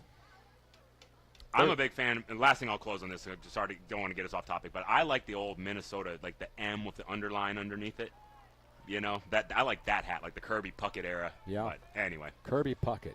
What a great player he was. Evans to the right side, complete, but it's going to be a short gain of about maybe 7 yards as the receiver was Truscott, but he was well short of the first down. They certainly wouldn't go for it here, would they? No, they're going to punt it. You're going to have to name our punter again, number 71. Vitor Fanjuli. This is, I think, his 3rd kick of the afternoon. He's kicked it a few times and been successful on one. His second one was a little short. I don't know if it got tipped or not. Let's see what his 3rd kick will be. He's got a little wind to his back. Good snap. And it's a line drive, end over ender. Received there by Robinson. Shaken and baking at about the 20-yard line. He's up the sideline, but then he's ridden out of bounds at about the 27-yard line. Pretty good return by Robinson. And they'll start their first possession from their own 27-yard line with a 12-7 lead. Do the Clements Rangers, and we'll see what they've got in store for their first possession here in the second half with that 5-point lead. We're anxious to see if they do score a touchdown, if they go for 2 or not. That's the big question up here in the booth. Yeah, and like you said, I mean, per the Cadutti method, head coach Nick Cadutti over there at Fulsher, the answer would be no. Yes, exactly. The Cadutti theorem is like I like to call it. The rule of 2, I think they call it. Yeah. Cheney will be the quarterback. He's got Lewis to his right. 3 receivers to the right also. That's Acosta to his right. Fake hand up. Got a man open. It's Semino. He's going to go all the way. 20, 10. Touchdown. A slant pass to Semino. And he got open, and he outran the defense all the way for a touchdown. Man, if there was high school fantasy football, if you had Max Semino on your team, you'd be having a good day at the office, because I mean he's got quite a bit of yardage. He had that long screen pass in the first drive of the game. Now another long one with the touchdown. I mean, Semino's great, and I was kind of feeling like I've been so impressed with Gunnar Chenier in that game they played against Travis, which they lost, but he played really well. I've been kind of surprised that Clements hasn't gotten that passing game going so much today. There it is. That's what I was waiting to see, just that pinpoint accuracy, hitting a receiver in stride so he can go make something out of it. We got the answer to our question. They're going to go for it again. It's 18-7. They're going to go for 2. Chenier. Acosta with him to the right side. It looked like there's some little contact in there, but he made the catch. That's Semino again in the right corner. So they got 2 of those points back. They're only 1 point away from what they should have right now if you kick an extra points. They have a 20-7 lead now to the Rangers. We'll take a short break. Fort Bend. VypeFortBend.com. Over the river and through the woods. Playoff and holiday travel is here, and First Tire Automotive puts you first. Family owned and operated for over 25 years, helping drivers in Sugar Land and Katy. Hit the road with confidence and save big. $100 off with the purchase of 4 tires, road hazard, and installation. Free battery check and starting system testing. Check out the website, firsttireauto.com, for details and restrictions. Remember to book your appointments too. Get to one of First Tire Automotive's 4 convenient locations in Sugar Land and Cinco Ranch. firsttireauto.com.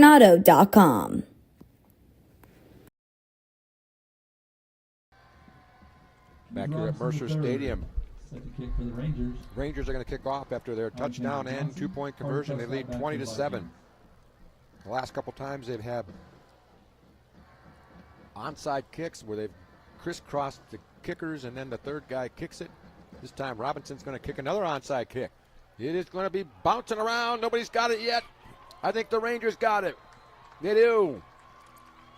Yeah, well, it paid off that time. It didn't go 10 yards, but it was, from what I saw, it was touched first by the offense. So that's a mistake there on the offense, right? I mean, the ball doesn't go 10. You don't have to touch it. But it's kind of that iffy mark because I don't feel like the ball was dying. You know, it was still moving. So it does put that man on the front line of the return team in a tough position. He was in a tough spot. It hit him. It bounced and hit him in the shoulder pad. You know, the chest part of the shoulder pad. I think it bounced back a little bit and rolled around, and the Rangers got it at their own 44-yard line. They've run one play here in the third quarter, which was a touchdown. Now they got the ball back with a 13-point lead and 10 minutes to play here in the third quarter. Momentum clearly on the side of the Rangers. I got a question for you about momentum here in a minute. I'll ask it after this play. Chenier, 2 receivers on both sides. He got a back in the backfield with him. To his right. See if the Vikings can stem the tide here. Fake handoff. Same play. Semino's got it across the middle. It's going to be a gain of 21 yards. Was that the same play, or does it just look like the same play? I got to be honest. I was making a note on my roster on the last one, so I didn't. By the time I looked up, Semino was off to the races. So he ran a little slant pass across the middle. It looked very much like the same play. This time not a distance, but he got 21 on it. Clements has a nice little stable of receivers. You got Aiden Zhao, who's got a touchdown catch today. I mean, they've used Talbot quite a bit in the passing game as well. But you can tell Semino is definitely the number one target. Here's a handoff. Lewis has got it. He's finding some room in there. He got about 5 yards on it. That's Robinson. No, that is Lewis. John Lewis. Let's see. John Lewis with the carry. He hadn't had a whole lot of carries here today. That was a productive one, 5 yards. As the Rangers are coming out strong here in the second half. The Vikings need something to change things up a little bit. I still have that thought in my mind, Kovo, about its question. It was about momentum. Okay. Maybe after this play. Here's the snap. Chenier hands it off to Lewis. Not much there that time. He's going to lose a yard. I got a debate going with one of my workmates. who was an athlete as well and a coach and so on. Alexander Johnson. And I talk about momentum. I'll say they got the Uh-huh. momentum, or this team's got the momentum. And he says there's no such thing as momentum. Now he's being a little bit, argumentative or whatever, but he says he doesn't believe in momentum. What do you think about that? And he's a former athlete Yep.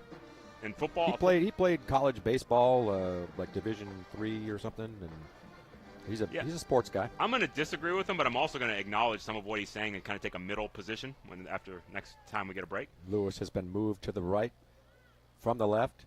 Now Chenier back to pass. He's got a man open. It's Semino again. That time he went up in the air and got it, and he caught it at the 20-yard line for a first down. He's going to the go-to guy here in the third quarter. So what is your middle ground on momentum? I definitely think there is momentum, especially the lower levels you go. I think it's going to affect high school kids more than college kids, and college kids more than pro athletes. But I'm going to acknowledge your friend. He played at a high level, and I think all performance coaches are going to, it's cliche, but they're going to teach you to play one play at a time. Right. So he might have been able to compartmentalize that enough to where he was just focused on one pitch at a time, Right. one play at a time, that Right. he didn't feel momentum, but that's just him. Well, would you say that, like right now, I feel like Clements has the momentum. Would you agree with that? Here's a handoff up the middle. It's going to pick up about 2 yards. Or is that overplayed? Acosta was the ball carrier. Is that overplayed here? I don't know.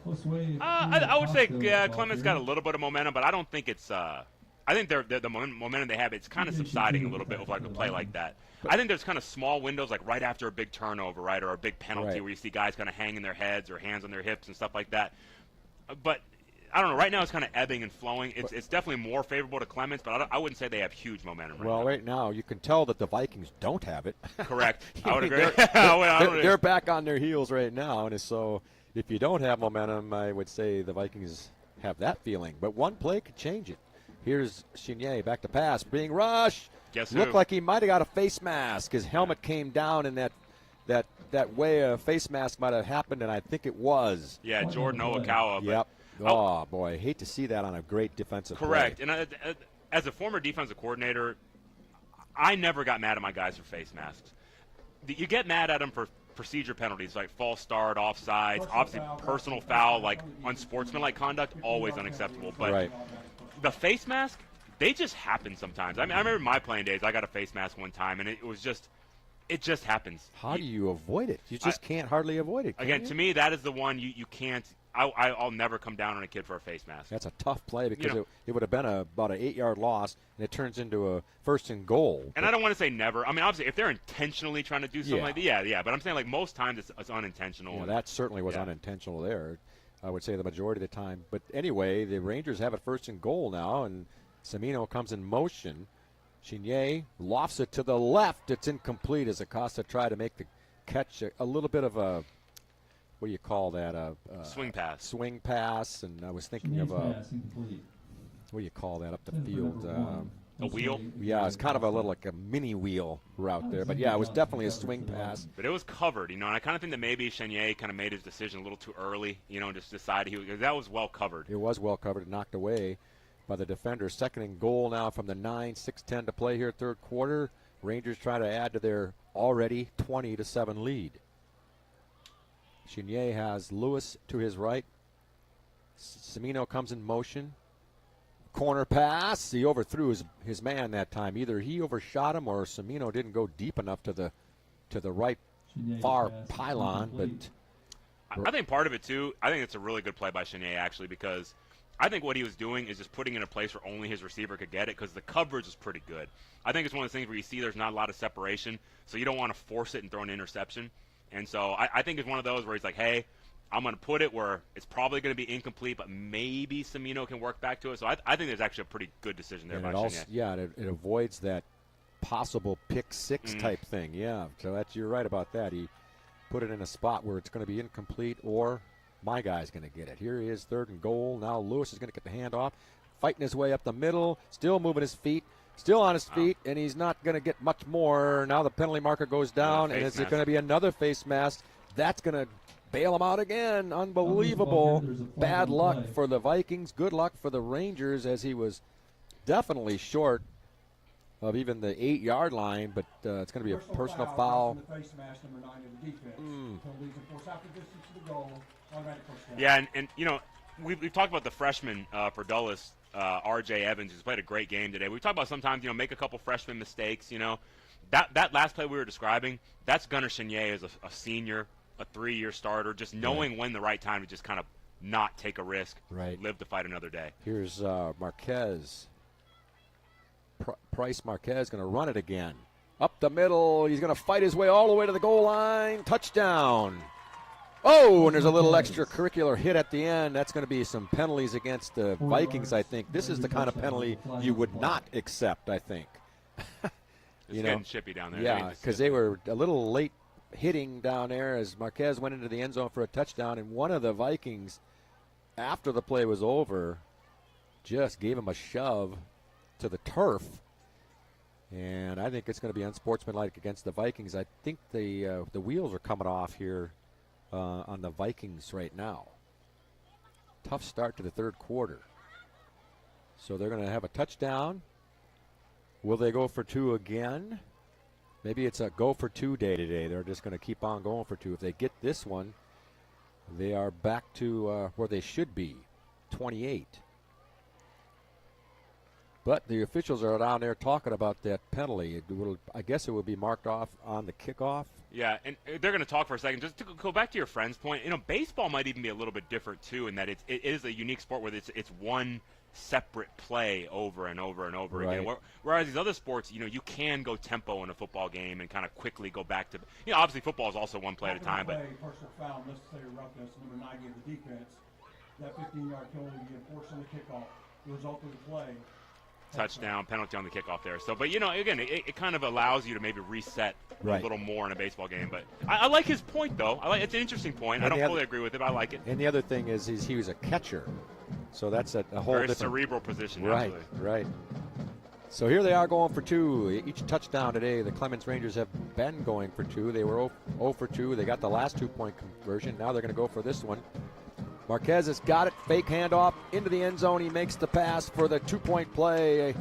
And I can't see the number. See, this is what we talked about. That was Talbot on the reception. Talbot got the reception, but so it's 28-7 now. At the end of the day, it evened out. Remember we were talking about this, right?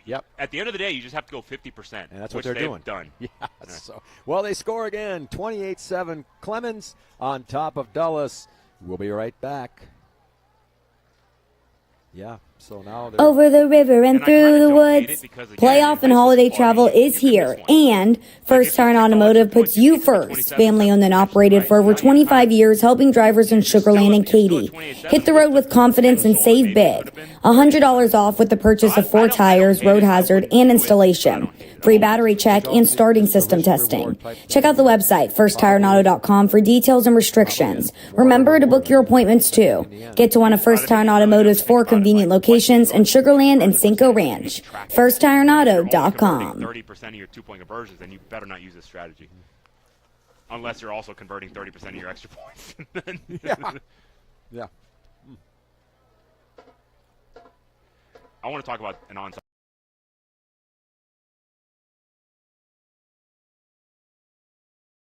We're back here at Mercer. The Rangers are going to kick off from the Viking 45. Kovo, what is your strategy here? I would always do an onside kick in this, in my opinion. Because first of all, you got a chance to get the ball, but even if you don't, the risk to me is very low. You're going to probably field the ball like in between the 35 and 30-yard line, right? So that's still not terrible starting field position. They're going to do it. Onside kick. It's a roller. Not really quite the onside kick we were thinking about. No. Here's the return. He's got room to the 30, 35, close to the 40. That was Truscott. That was not quite what you were thinking. No, that was more of like a squib. Right. It's like a low-line drive. That's not what Coach Darnell wanted. I don't think so. He kicked it too far to where your kickoff coverage team can't get there. And not only that, but the way their coverage team was, they're all it's kind of like a U formation they were in. Yeah. They weren't in that traditional line across the kickoff line. So then you potentially lose contain on that, which they did. They Yes. did, yeah. 39-yard lines where the Vikings will start. This is their second possession. It's been a disastrous third quarter so far. It was 12-7 At halftime, now it's 28-7. Clements. Handoff. That is Levens. Let's see. Do I have the right guy? Let's see. Levels. I was about to say, it reminds me of Dorsey Levens. Yeah, I meant Levels. Probably thinking about Dorsey Levens. Yeah. 3-yard gain for Levels. And I think that play was just, let's settle down and let's get some positive yards. They did, so let's see if they can sustain something here. They haven't really sustained much on offense throughout the day. Evans now has his team to the line. He's going to roll to his left, right into the tackler, who grabs him around the neck area and hog ties him down. Man, such an explosive athlete, number 50, Denzel Nzui. Evans. And I mean, that's one where it was a tackle around the neck area, so you could see that Evans got up wanting a flag. I'm not well schooled enough on the exact letter of the law. I trust the official's judgment. It was not a face mask. No. But the tackle was made around the head and neck area. So I think it's probably the correct call. It's a no call there, but it definitely was a big hit. He ran right into him, and then he wrapped him up. A little high, though. Evans back to pass. He's going to go deep. Truscott trying to get underneath it. He almost did. Wow, he missed him by about a yard there. He heaved it up there a good 50 yards, but he overthrew him, and the Vikings are going to have to punt. So a 3-and-out, that's not what they wanted after the Clements Rangers have scored 2 touchdowns. See, I do believe in momentum. Like I feel like you said, the momentum meter is going low for Dulles right now. Absolutely. Especially when you start factoring they're getting a lot of personal fouls and stuff like that. So you're kind of the morale meter is low. Yeah. And so this is where I think it's dangerous, where Clements may do an explosive play here in this next set of plays, and I think that would play into your momentum argument. This is danger zone time for the Vikings here. They're down 21. Here's the kick. Robinson drops it. He gets back on it, but he's not going to get much out of there. He's still moving, though. He breaks some tackles. I don't know how he broke those tackles, and he's still running to the 40. He has no business being at the 41-yard line. I don't know how he got out of that. There were about 2 or 3 tacklers, and he got away from them. Man, there's a little like I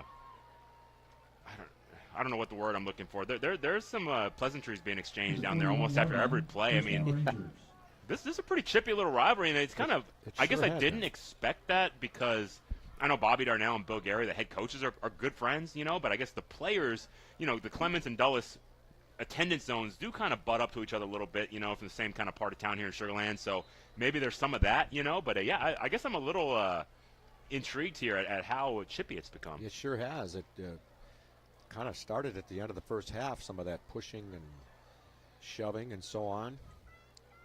Here are the Rangers with that 21-point lead and trying to add to it. Chenier has his snap, fakes the handoff, looks downfield, he's got a man, Talbot, he's got it, down at the 36-yard line.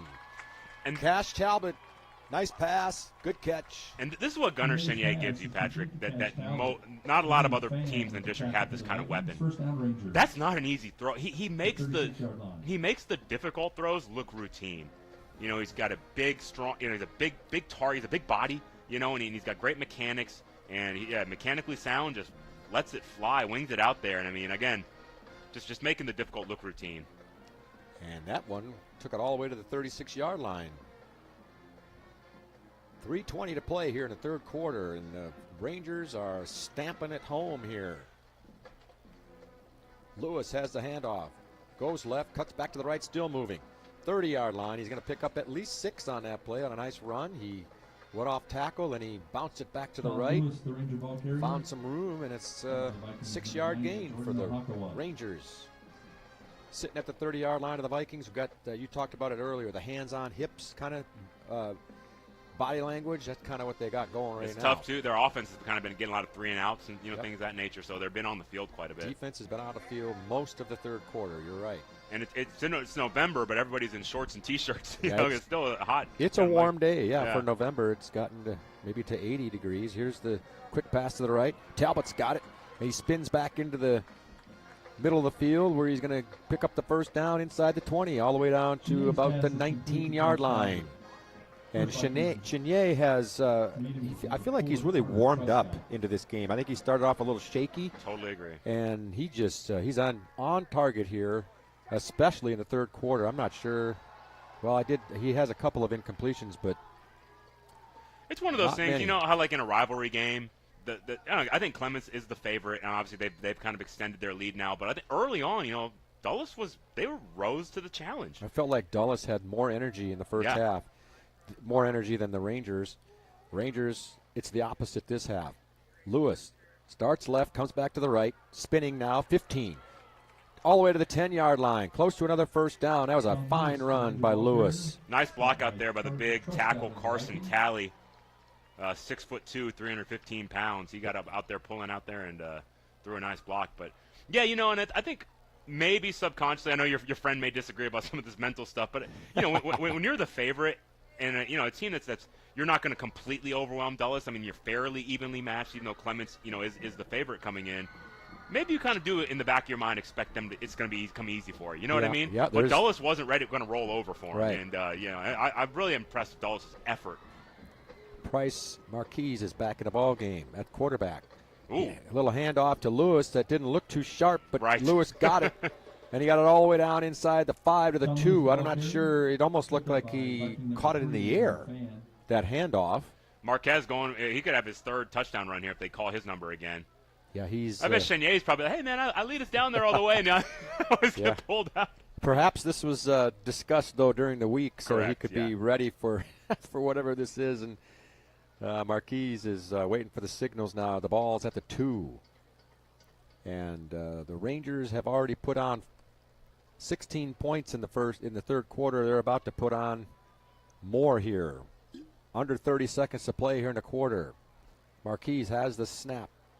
Hands it off to Lewis. He's fighting, but he can't get there. He's tackled at the line of scrimmage. That could be the last play of the quarter. Yeah, Micah Owens, the big inside linebacker, 6'4", 230. Makes a nice stick in the hole. Wraps him up. That will be the last play of the third quarter. We played 3 from Mercer. Clements 28, Dulles 7. We'll be back. Hello, I'm Gary Horn with Horn Solutions. We agree with energy analysts that the energy market has stabilized. We anticipate significant merger and acquisition activity. Good resources are scarce. Horn Solutions is positioned to assist you in accounting, finance, IT, and supply chain. Our staff can assist you with outsourcing, or we can supply you with resources to join your staff. Visit hornsolutions.net for details. Gary Horn is a highly successful businessman who has made a huge impact in people's lives, and he loves what he does for a living. That's a big reason why Gary Horn and Horn Solutions support Get a Great Gig. Get a Great Gig is a free job search consultation service that will help you find a job you love, whether it's to make more money or get personal fulfillment in the career of your choice. Email them at getagreatgig@gmail.com or on Twitter at getgreatgigs. We're back at Mercer, ready to start the fourth quarter. Patrick Kinnick and James Kovaleski. We've played 3, and the Rangers have a 28-7 lead. It was 12-7 at half, and they were able to score 2 touchdowns, 2 two-point conversions. And now they're poised to score their 3rd touchdown of the half. They're sitting at the 3-yard line of the Vikings, trying to blow this thing wide open.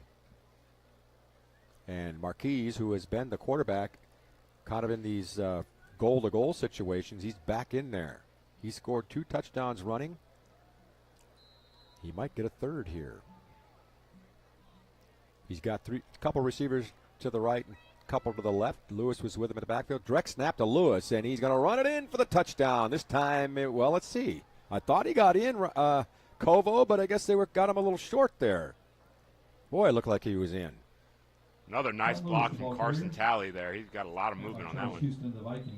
So they got him short of the line, and now there's an injured Viking in the end zone.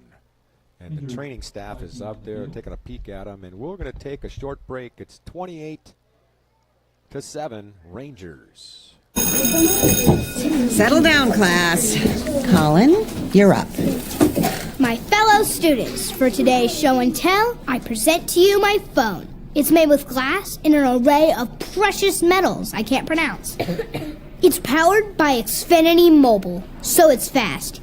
Anyway, with Xfinity Mobile, we save hundreds of dollars a year. It's like being in a secret club that's open to everyone, like mathletes or robotics, but for savings. Now, if you all take a handout. Colin, what are these? I'm quizzing the class on the material.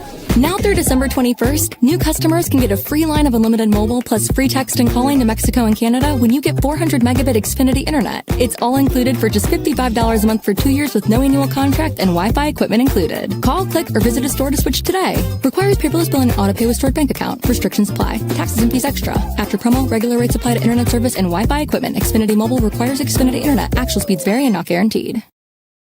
The injured player was Jordan Ohakawa. For the Vikings, he walked off under his own power. He's had a really good game here today, and he was shaken up in the end zone there. But again, he walks off under his own power. The ball is inside the 1 yard line where the Rangers are trying to extend their lead. They lead 28-7 already. They got Acosta and Lewis in the backfield. It's going to be a direct snap to one of the two. Acosta's got it. Direct snap. Up the middle he goes. Touchdown. He only needed a half a yard. He got in.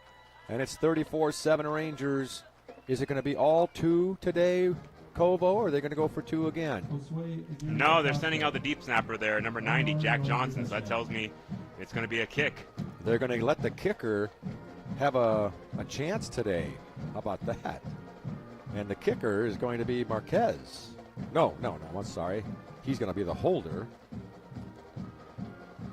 And let's see, the number is 25. Michael Lee is going to attempt the extra point. 34-7, trying to make it 35. Snap is good, and the kick is up, and it's good. I think he got a chance to kick there, and he showed him he could do it. The kick is good. And it's good.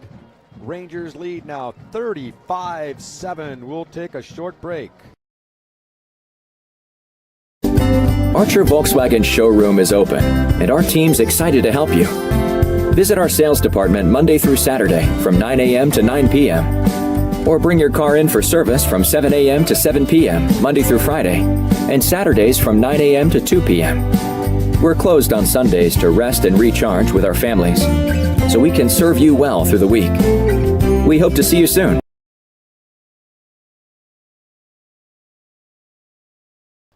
Back at Mercer, we got 11 minutes and 14 seconds to play in a ball game. It's turned into a bit of a lopsided score. It was 12-7 at half, and now it's 35-7.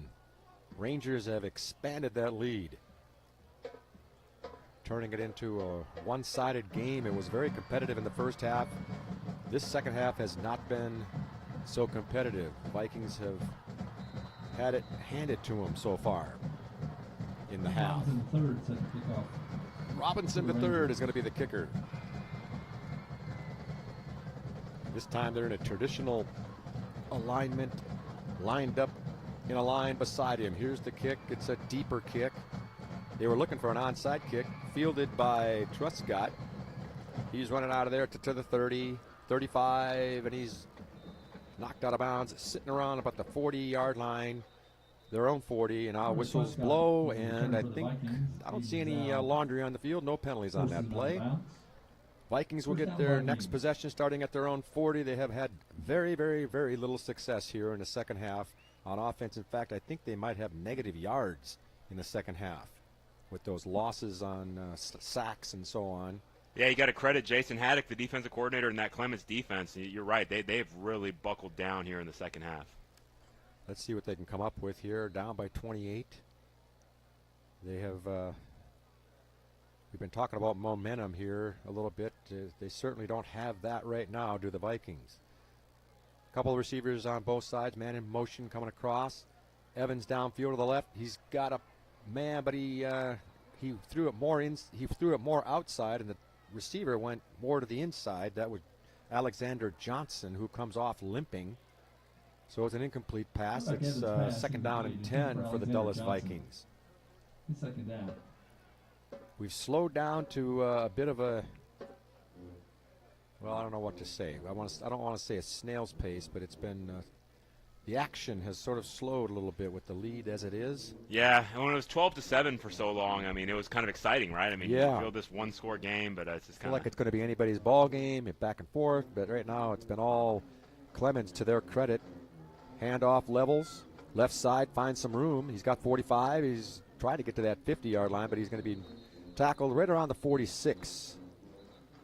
Pickup of 6, a nice gain. But it'll be a 3rd down and 4 for the Vikings.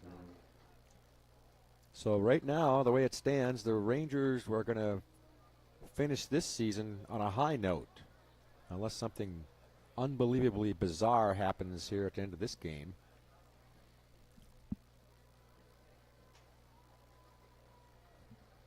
Third and 4. Evans now has his team to the line. 2 receivers on both sides. Back of the backfield with him. Has the snap. Across the middle and he overshoots his receiver. That receiver was at a run boy. Just not quite as accurate as he'd like to be on that play. He had his man there and he would have had a 1st down.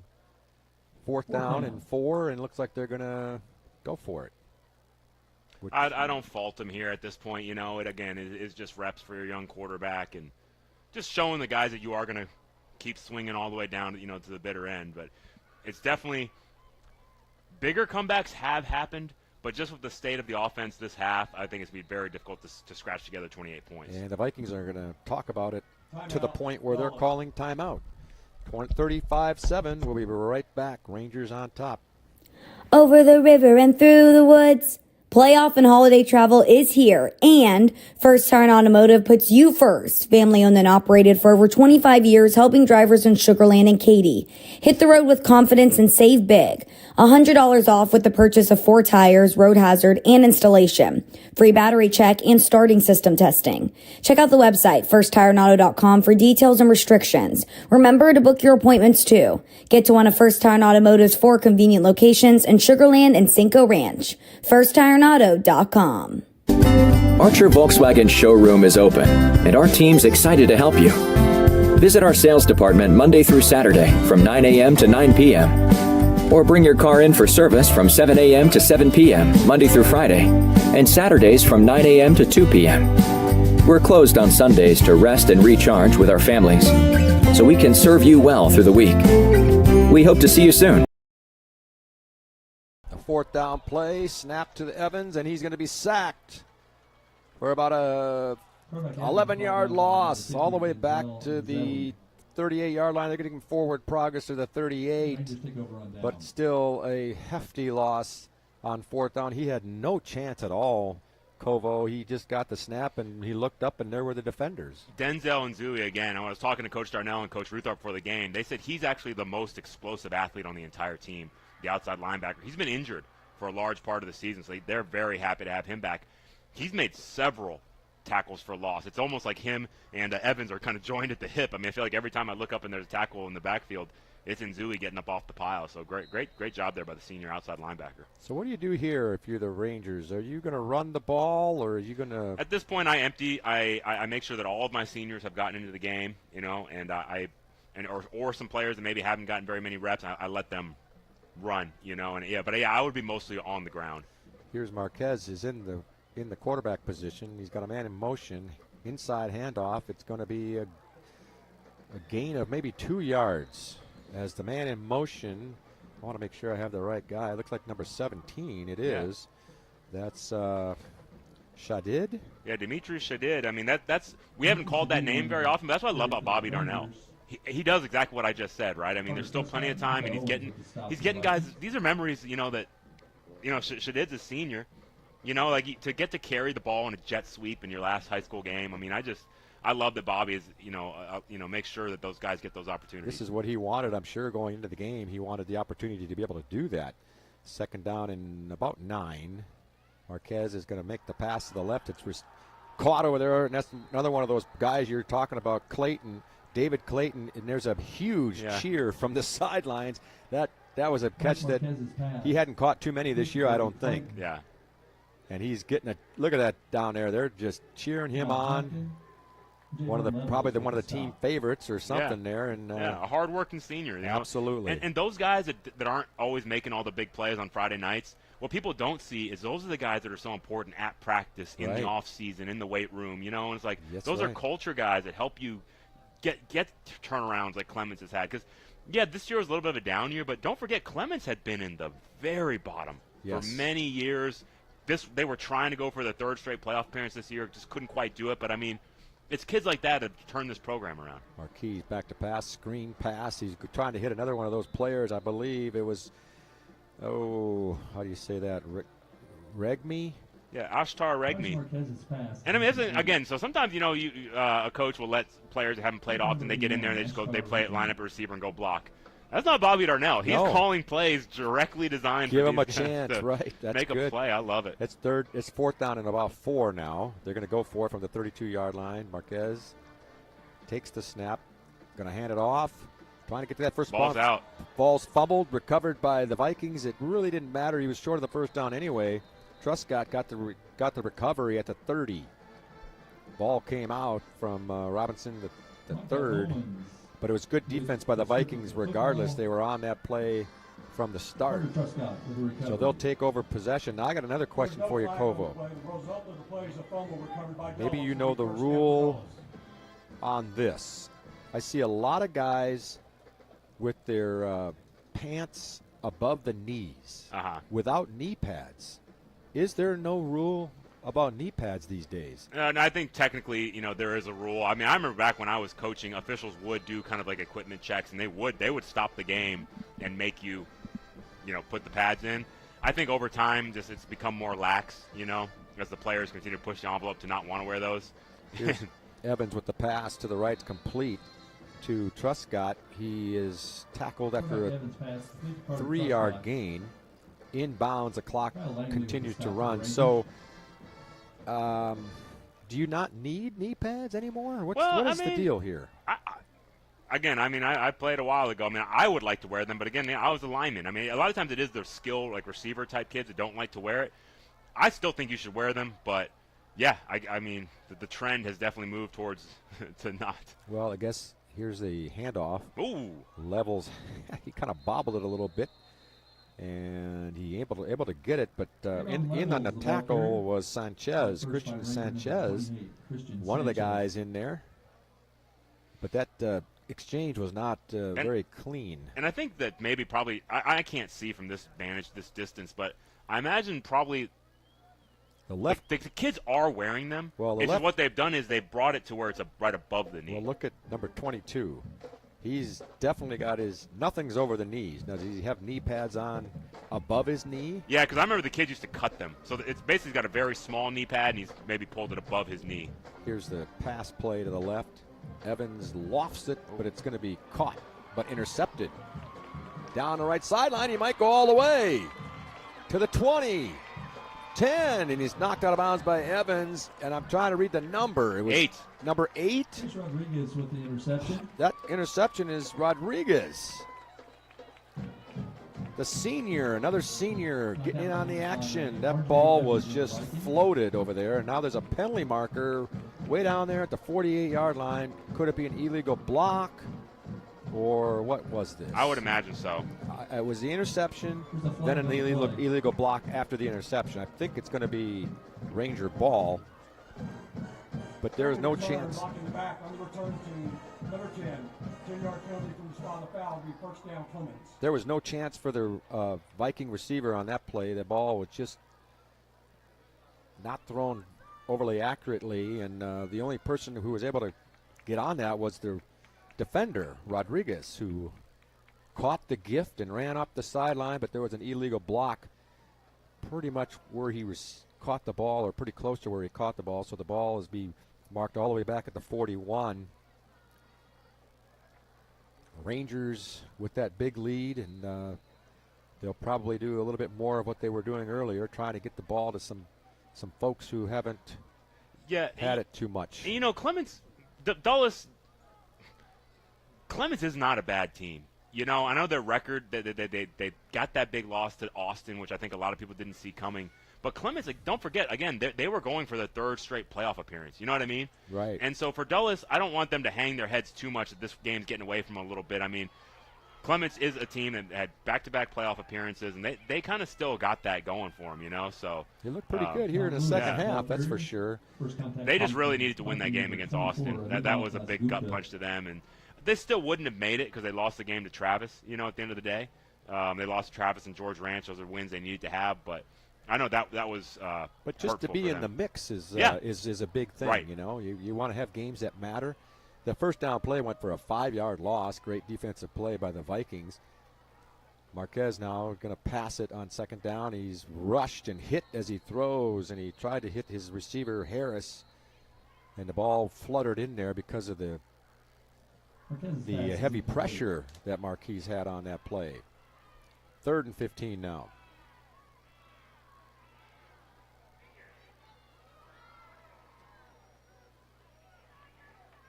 Marquez is still looking for the signals now for the next play. Brings his team up, and now he gives them the play, and they're going to try to make a 3rd and 15 here. 3 receivers to the left, 1 back in the backfield with him. He's going to hand it off, and I think it's Lewis who doesn't get anything. He's tackled at the line of scrimmage, and the Vikings were right there. So that'll bring up 4th down as the clock winds under 6 minutes, and now a penalty marker on the field. Flag on the play. I think there might be an unsportsmanlike against Clements here. They're pushing one of their guys back on the sidelines. Yeah. Did he say something to somebody out there? But basically, the cornerback out there has been jawing with the receivers a little bit back and forth the past couple plays, and I think then somebody on the sideline started kind of jacking with that, or jawing with that corner. Unsportsmanlike conduct on the defense, number 25. Oh. 15-yard penalty. They call it on the corner. Yeah, and again, a good job by the Clements coaches to kind of see that was happening, and that you called it out perfectly, Patrick. They forcefully pulled back the Clements guy who's about to kind of get into it, so they were able to save themselves from a penalty there. So evidently like you said, they caught it in time because there was going to be a retaliation. One of those cornerbacks is he's standing right on the sidelines of the Rangers, and like you said, Kovo, doing a lot of jawing. When you're down by 28, what can you really say? I don't really know what you say because there's not much to say. Here's a handoff to Lewis. He finds his way beyond the line of scrimmage, picks up about 4 yards, close to 4. And he's at this point in the game, you just don't want to see any more of the unsportsmanlike stuff. Yeah. Because it's not worth it. There's under 6 to play. If the game is well in hand. Again, I kind of remember back in my day, and I played at this very stadium. I went to Austin High School, so I played at Mercer all of our home games. And I was never a talker. I don't think I ever said a word to any other competitor. But the farthest I went was I would sometimes after a big first down, I would kind of make the first down signal. That was the extent of my celebrations. But then again, I was an offensive lineman, so we're not known for our celebratory abilities. Right. They should have a camera just for the offensive linemen to celebrate. Mm-hmm. I'd be all for that. Yeah, they should be the ones celebrating. Here's a handoff. It's not going very far as Robinson gets the handoff and loses a couple, or loses one at least. Yeah, I was a running back, and you would want to celebrate a little bit on plays, but I wasn't a talker though. I didn't want to. I felt like, why would I want to stir the other? Why would I want to stir the opponent? Why do I want to give them any fuel to whack me? To give me a good shot or something. I've always been a believer that you let your play do the talking. You just let that be the last word, so to speak. 3rd down and 8 for the Rangers, and Marquez going to hand it off again to Robinson, and he's not going to get much. He's back at the line of scrimmage again. He just sitting there. Now there's another penalty marker. What is this one going to be? Did you see it? It's the same thing. Yeah. Words? There's a receiver for Clements that's blocking really aggressively all the way to the whistle, and he basically got a pancake and was standing over a defender, kind of standing over him, kind of walking over him, and then one of the other teammates for Dulles came to try to kind of defend his guy and push the receiver in the back. Oh, so it's kind of the second guy gets the penalty again. It's kind of it's been chippy there. The Clements receivers and the Dulles DBs are going at it. Yeah, here's the call here, the official call, I think. I think they're going to go offsetting. I think it is offsetting. You're right. There's 2 fouls on play. After the play's over, unsportsmanlike conduct, number 14 of the offense, unsportsmanlike conduct on number 5 in the defense. Those penalties are going to offset. You called it exactly the way it was. Yeah, I saw the whole thing happen, man. Yep, it's exactly. And I'm glad they were able to see it as offsetting, because you hate to see a lot of times the second guy gets the penalty. And and to the defense of the receiver, I get that. I mean, you're just blocking hard, right? But I think what they got him for is there was that little bit of that kind of purposely kind of walking over him a little bit as it, getting up and stuff. Yeah, taunting, so to speak. Yeah, there's not much room for that necessarily in our sport. They're going to punt now. Marquise is, are they going to go for it? Let's see. He's out there. I think he's going to punt it. Yeah. He's just trying to get everybody in the right spot here. Here's the snap, a good one. He's going to kick it out of there. Spiraling, line drive. It's going to be over the head of the man receiving. That's Truscott. And it goes all the way to the end zone. We'll take a short break. It's 35-7 Rangers over the Vikings. Over the river and through the woods, playoff and holiday travel is here, and First Tire Automotive puts you first. Family owned and operated for over 25 years, helping drivers in Sugar Land and Katy. Hit the road with confidence and save big. $100 off with the purchase of 4 tires, road hazard, and installation. Free battery check and starting system testing. Check out the website, firsttireauto.com, for details and restrictions. Remember to book your appointments too. Get to one of First Tire Automotive's 4 convenient locations in Sugar Land and Cinco Ranch. firsttireauto.com.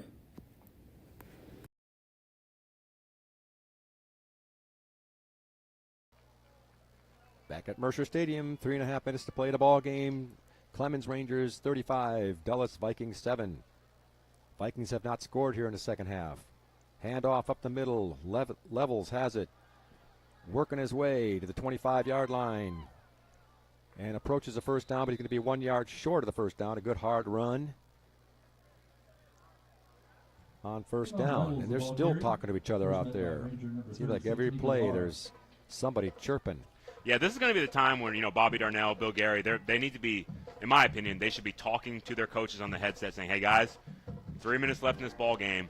I want all of you up on the handshake line, like visible. Yes. Don't be standing around doing something else. Like, we want to make sure we don't mar this game with some kind of incident after the game. We've had one of those earlier this year. There was a incident in the handshake line that certainly was. I don't remember who was playing that night. I think I heard it was Bush and Austin. Does that ring a bell? Maybe. It might have been that. I'm not sure. 2nd down and 1. My alma mater. For the Vikings. Fake inside handoff. It's going to be up the middle, though, and it's going to be a first down. That's a similar situation, right? You have the Bush and Austin, Clements and Dulles. When you have these teams that kind of butt up to each other, attendance zone-wise, I mean, you often see that kind of thing. Yes. Gozum was the ball carrier there, and he got 4 yards on a first down. 2 minutes to play here in a ball game now. I like the fact that they're just running the ball, and maybe this is just the way to kind of end the game. Let's see if they'll pass here on 1st and 10 from the 33. Oh, it was going to be a handoff, I think. They mishandled the snap, and Evans faked the handoff and ended up running up there for about a gain of 6. He didn't really have much going on, and he decided to just go where the hole was and pick up 5.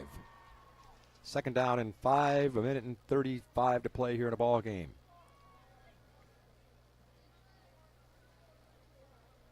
Playing out the string here. It's the ball to the 38-yard line. Ball to 38, 2nd down and 5 for the Vikings. Evans waiting for the snap.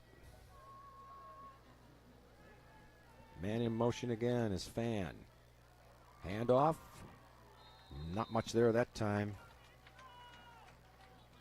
Loss of a couple, and it'll bring it back to the 36-yard line. Yeah. And Zui again teaming up with Angelo Palouse, the senior linebacker, to make that tackle. 3rd down now, and looks like about 7 yards to go. The clock is under a minute. The way Dulles is running the plays here, this probably will be the last play of the ball game. Line them up at midfield. Yeah, Coach Gary, I mean, he's ready just to get this over with. I mean, when they get back to school on Monday, they'll collect the pads, disinfect them, and get ready to go into offseason. That's right. Here's a handoff, one more handoff. And it's going to be a first down and more all the way to the 48-yard line. Chinagozum was able to pick up a nice gain there. Chinagozum with the carry for the Vikings. We got an injury. Injured player for the Clements Rangers. It looks Michael like Lee with Moore, the stop. Connor Injury Moore, on the field. looks like the injured player with 23 seconds to play in the ball game. And boy, oh boy, you'd like to just not have that happen with so little time left in the ball game. You don't want it to happen any time, but man, one more play. They're looking at that right. Let's see, hope the that it's left just leg. a cramp. Yeah, we saw a lot of those earlier this year. And they're working on it a little bit. Let's say take a short break here. 23 seconds to play. 35-7. Rangers. Over the river and through the woods. Playoff and holiday travel is here, and First Tire Automotive puts you first. Family owned and operated for over 25 years, helping drivers in Sugar Land and Katy. Hit the road with confidence and save big. $100 off with the purchase of 4 tires, road hazard, and installation. Free battery check and starting system testing. Check out the website, firsttireauto.com, for details and restrictions. Remember to book your appointments too. Get to one of First Tire Automotive's 4 convenient locations in Sugar Land and Cinco Ranch. firsttireauto.com. Well, our player is walking off the field gingerly, but he is walking off the field on his own. Connor Moore, thankfully. I think I have the Ranger number 42, Connor Moore. Yeah, I had the number right. Hey, fans, on Tuesday night, 6:30, Fulshear versus Manville volleyball. Roger's going to have that for you. Playoff action. Fulshear making their bid, and Roger's going to be there again. That's Tuesday, 6:30. Fulshear, Manville volleyball. This will be the last play of the game here. Handoff up the middle. It's Chinagozum. He's got a nice gain of about 6 yards on the play, but they're lining him up at the 50-yard line. That'll be the last play of the game. The only thing left is to make sure we have a clean handshake. Kovo, it's been a pleasure. You are very astute in what you do, in recognizing what's going on out there. I've enjoyed our conversation. Yeah. Thanks for making it easy for me. No, I appreciate enjoyed it. And maybe we'll see in playoff time at some point. I'm not sure what the plan is for Roger and everything, but anyway, any final thoughts on this game that you want to throw in there? No, I mean, you can tell it's just kind of Bill Gary and Bobby Darnell embrace there and shake hands. It's 2 teams in different phases of a rebuild, right? Clements had already hit rock bottom, and now they're kind of at that end phase where they've achieved playoff appearances, and now maybe they regressed a little bit. Maybe it's going to be another little period of a lull. But Dulles, they're kind of in year 1 with their new coach, Bill Gary. And I remember these kinds of performances. That this is what Bobby Darnell had to endure during his first year, right? So, if you're a Viking fan tuning in, just keep the faith. Bill Gary's a very good ball coach. It's just going to take some time. It's going to take some time, and I think that while this game didn't go the way that we'd hoped as far as a good competitive ball game to the end, still think it was good overall. And I think in time Dulles will close the gap, and we'll have a good ball game. Well, you said it right.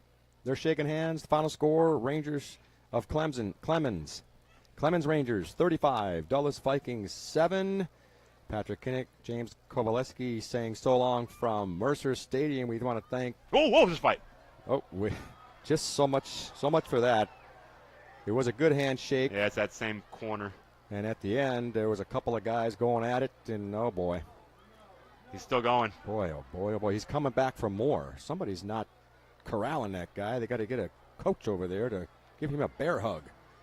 My goodness. So I was just saying, there's the bear hug. He's just going to carry him off there. That's a good job of that coach. Finally. Now he's still, boy, oh boy. Anyway, we're going to sign off. Rangers win 35-7. Special thanks to Skyler, who helped us out, Suna, and Roger Smith, who always is the man for VypeFortBend.com and for helping us get all set up and helping us through this broadcast. Thank you, everybody. And Roger will have that broadcast on Tuesday evening. Volleyball, Fulshear, and Manville. So long. God bless you all, and have a great weekend.